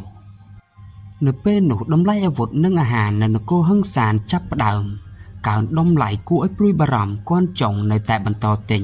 នៅទីបំផុតនៅពេលដែលអាហាររបស់នគរហឹង្សានស្ទើរតែត្រូវបានលក់អស់ស្ដេចឈីហួនបានបញ្ជាឲ្យគេវាយប្រហារនគរហឹង្សានប្រទេសដែលគ្មានស្បៀងអាហារនិងអាវុធច្បាស់ជាមិនអាចយកឈ្នះនគរឈីបានទេនៅទីបំផុតនគរហឹង្សានត្រូវបានបរាជ័យក្រោមដៃនគរឈីយុទ្ធសាស្ត្រដែលប្រើប្រាស់ដោយគួនចុងបានជះឥទ្ធិពលយ៉ាងខ្លាំងទៅលើតុល្យភាពសេដ្ឋកិច្ចនៃប្រទេសផ្សេងៗដែលបណ្ដាលឲ្យឧស្សាហកម្មជាក់លាក់មួយមានការអភិវឌ្ឍខុសប្រក្រតីហើយឧស្សាហកម្មនេះរីកចម្រើនយ៉ាងឆាប់រហ័សហើយបន្ទាប់មកធ្លាក់ចុះយ៉ាងខ្លាំងខ្លាចជាខ្វិនមូលហេតុចម្បងដែលគាត់ជោគជ័យក្នុងការប្រើប្រាស់យុទ្ធសាស្ត្រនេះគឺដោយសារគាត់ជ្រៀតយកប្រយោជន៍ពីភាពលោភលន់របស់មនុស្សគាត់បានទាញផលប្រយោជន៍ពីភាពលោភលន់នៅក្នុងធម្មជាតិរបស់មនុស្សហើយប្រើការលបួងដោយប្រាក់ចំណេញខ្ពស់ដើម្បីធ្វើឲ្យពួកគេឃើញផលចំណេញភ្លាមបន្ទាប់មកគាត់បានផ្ដាច់សេដ្ឋកិច្ចនិងអាហាររបស់ប្រទេសផ្សេងយុទ្ធសាស្ត្ររបស់គួនចុងអាចទទួលបានប្រសិទ្ធភាពគឺដោយសារនគរផ្សេងមើលមិនឃើញគ្រោះថ្នាក់លាក់កំបាំងមុខពួកគេឃើញតែផលប្រយោជន៍ភ្លាមហើយថែមទាំងលើកទឹកចិត្តប្រជារាស្ត្រឲ្យផលិតទៀតផងដោយប្រឈមមុខនឹងផលិតភាពរបស់ប្រទេសខ្លួនណូកូបានបរាជ័យក្នុងការវិនិច្ឆ័យបានច្បាស់លាស់ថាតើកសិកម្មក្នុងស្រុកអាចទ្រទ្រង់ប្រទេសដ៏ធំនេះបានដែរឬទេដោយសារតែហេតុផលនេះហើយទើបប្រទេសទាំងនោះគ្មានប្រសិទ្ធភាពប្រយុទ្ធជាមួយនឹងនគរឈីចំណុចសំខាន់បំផុតនោះគឺនគរឈីត្រូវតែមានកម្លាំងខ្លាំងជាងមុនជាដំបូងនគរឈីត្រូវតែធានាបាននូវទ្រព្យសម្បត្តិដ៏ច្រើនសន្ធឹកដើម្បីគាំទ្រយុទ្ធសាស្ត្រគួនចុងហើយត្រូវធានាថាការធ្វើពាណិជ្ជកម្មជាមួយប្រទេសដទៃមិនត្រូវប៉ះពាល់ដល់ការអភិវឌ្ឍកសិកម្មរបស់ប្រទេសខ្លួនឡើយនិងឧស្សាហកម្មពាណិជ្ជកម្មរបស់នគរឈីត្រូវតែមានការអភិវឌ្ឍគ្រប់គ្រាន់មានតែតាមរបៀបនេះទេដែលវាអាចមានឥទ្ធិពលលើផលិតផលប្រទេសផ្សេងៗតាមរយៈការផ្ដាច់មុខនិងការដាក់គ្រឹះដ៏រឹងមាំសម្រាប់អនាគតយើងក៏អាចរកឃើញហេតុផលជាមូលដ្ឋានដែលគួនចុងប្រើយុទ្ធសាស្ត្រសេដ្ឋកិច្ចដើម្បីយកឈ្នះប្រទេសទាំងអស់នោះបានគឺដោយសារអាហារនៅសម័យបុរាណអាហារគឺជាកត្តាសំខាន់ក្នុងការកំណត់ភាពរុងរឿងរបស់នគរមួយប្រសិនបើគ្មាននរណាម្នាក់បានចូលរួមក្នុងការផលិតកម្មកសិកម្មក្នុងប្រទេសមួយទេការផ្គត់ផ្គង់ស្បៀងអាហារក្នុងស្រុកនឹងមិនអាចរក្សាទិន្នផលបានហើយប្រទេសនោះនឹងត្រូវពឹងផ្អែកលើពាណិជ្ជកម្មជាមួយប្រទេសដទៃវាធ្វើឲ្យបាត់បង់ស្វ័យភាពរបស់ខ្លួនតើសង្គ្រាមសេដ្ឋកិច្ចនៃការឈ្លានពានប្រឆាំងនឹងប្រទេសដទៃបានខ្លាចទៅជាអ្វីនាពេលបច្ចុប្បន្នតាមការពិតទម្លាប់នេះមិនបានរលាយទេបន្ទាប់ពីជាង 2000 ឆ្នាំមកសហរដ្ឋអាមេរិកបានសិក្សាពីវាយ៉ាងច្បាស់លាស់យើងទាំងអស់គ្នាដឹងហើយថាជនជាតិអាមេរិកស្រឡាញ់ប្រេងខ្លាំងណាស់ទីណានៅក្នុងពិភពលោកមានប្រេងទីនោះនឹងឃើញស្រមោលរបស់សហរដ្ឋអាមេរិកពេលនោះមនុស្សមួយចំនួននឹងសួរថាតើសហរដ្ឋអាមេរិកមានតំបន់ផលិតប្រេងទេ ជាការពិតណាស់សហរដ្ឋអាមេរិកមានប៉ុន្តែពួកគេមិនអភិវឌ្ឍវាទេជនជាតិអាមេរិកបានភ្ជាប់សារៈសំខាន់យ៉ាងខ្លាំងចំពោះការប្រមូលផ្ដុំធនធានរបស់ប្រទេសដទៃទោះគេមានធនធានក៏ដោយក៏គេទិញពីប្រទេសដទៃដែរវាដូចជាការញ៉ាំបាយក្នុងចានហើយសម្លឹងមើលឆ្នាំងបាយដោយដែលយើងដឹងស្រាប់ហើយថាប្រទេសដែលមានប្រជាជនច្រើនជាងគេបំផុតក្នុងពិភពលោកគឺប្រទេសចិនដែលទទួលទានអាហារយ៉ាងច្រើនសន្ធឹកសន្ធាប់ជារៀងរាល់ថ្ងៃហើយវាជាចំណុចនេះហើយដែលធ្វើឲ្យសហរដ្ឋអាមេរិកមើលឃើញឱកាសមួយនៅឆ្នាំ1996សហរដ្ឋអាមេរិកបានចាប់ផ្ដើមនាំចេញស្រូវសាឡីនិងសណ្តែកសៀងទៅកាន់ប្រទេសចិនហេតុផលគឺសាមញ្ញណាស់នៅពេលនោះប្រទេសចិនមិនមានស្រូវសាឡីនិងសណ្តែកសៀងច្រើននោះទេដូច្នេះគេត្រូវការនាំចូលពីប្រទេសអាមេរិកប៉ុន្តែនៅក្នុងឆ្នាំ2001សហរដ្ឋអាមេរិកបានប្រើយុទ្ធសាស្ត្រសេដ្ឋកិច្ចដំឡើងតម្លៃដើម្បីចាប់ផ្ដើមវាយប្រហារស្បៀងអាហារនៅប្រទេសចិនពួកគេបានអនុវត្តយុទ្ធសាស្ត្រដំឡើងថ្លៃជាមុនបន្ទាប់មកលក់ក្នុងតម្លៃថោកដែលវានាំឲ្យប៉ះពាល់ធ្ងន់ធ្ងរដល់ក្រុមហ៊ុនម្ហូបអាហាររបស់ប្រទេសចិនដូច្នេះហើយក្រោយពេលជួបវិបត្តិនេះប្រទេសចិនបានចាប់ផ្ដើមយកចិត្តទុកដាក់ជាបណ្ដាទៅលើបញ្ហាស្បៀងអាហារយ៉ាងណាមិញមានសុភាសិតមួយក្នុងប្រទេសចិនគេបាននិយាយថាអាហារគឺជាតម្រូវការដំបូងរបស់មនុស្សពាក្យទាំងនេះគ្រប់គ្រាន់ដើម្បីបញ្ជាក់ថាម្ហូបអាហារកាន់កាប់មុខតំណែងដ៏សំខាន់នៅក្នុងប្រទេសមួយដូច្នេះប្រទេសចិនបានបង្កើតមូលដ្ឋានយុទ្ធសាស្ត្រដើម្បីធានាដល់វិស័យកសិកម្មនៅដំណាក់កាលដំបូងមិនថាប្រទេសចិនអភិវឌ្ឍប៉ុណ្ណាទេវាចាំបាច់ណាស់ក្នុងការធានាការផលិតស្បៀងនិងត្រៀមអាហារបម្រុងជាងនេះទៅទៀតប្រទេសចិនមានវិធីសាស្ត្រផ្ទាល់ខ្លួនក្នុងការគ្រប់គ្រងតម្លៃម្ហូបអាហារដើម្បីការពារសហរដ្ឋអាមេរិកពីការប្រើប្រាស់សេដ្ឋកិច្ចស្បៀងដើម្បីគៀបសង្កត់ប្រទេសចិនម្ដងទៀតសហរដ្ឋអាមេរិកបានប្រើយុទ្ធសាស្ត្រស្រដៀងគ្នានេះប្រឆាំងនឹងប្រទេសជាច្រើនសហរដ្ឋអាមេរិកបានចាប់យកចំណុចខ្សោយរបស់ប្រទេសផ្សេងទៀតហើយរកឱកាសត្រឹមត្រូវដើម្បីធ្វើសង្គ្រាមសេដ្ឋកិច្ចដូច្នេះយើងត្រូវរៀនពីមេរៀនប្រវត្តិសាស្ត្រហើយជៀសវាងរឿងបែបនេះកុំឲ្យកើតឡើងក្នុងប្រទេសយើងទោះប្រទេសយើងអភិវឌ្ឍដល់ណាក៏ដោយសំខាន់បំផុតគឺត្រូវផលិតគ្រាប់ធញ្ញជាតិឲ្យបានច្រើនតាមតែអាចធ្វើទៅបានព្រោះស្បៀងអាហារគឺជាកត្តាចម្បងដែលធ្វើឲ្យប្រទេសជាតិមួយរុងរឿងទៅបាន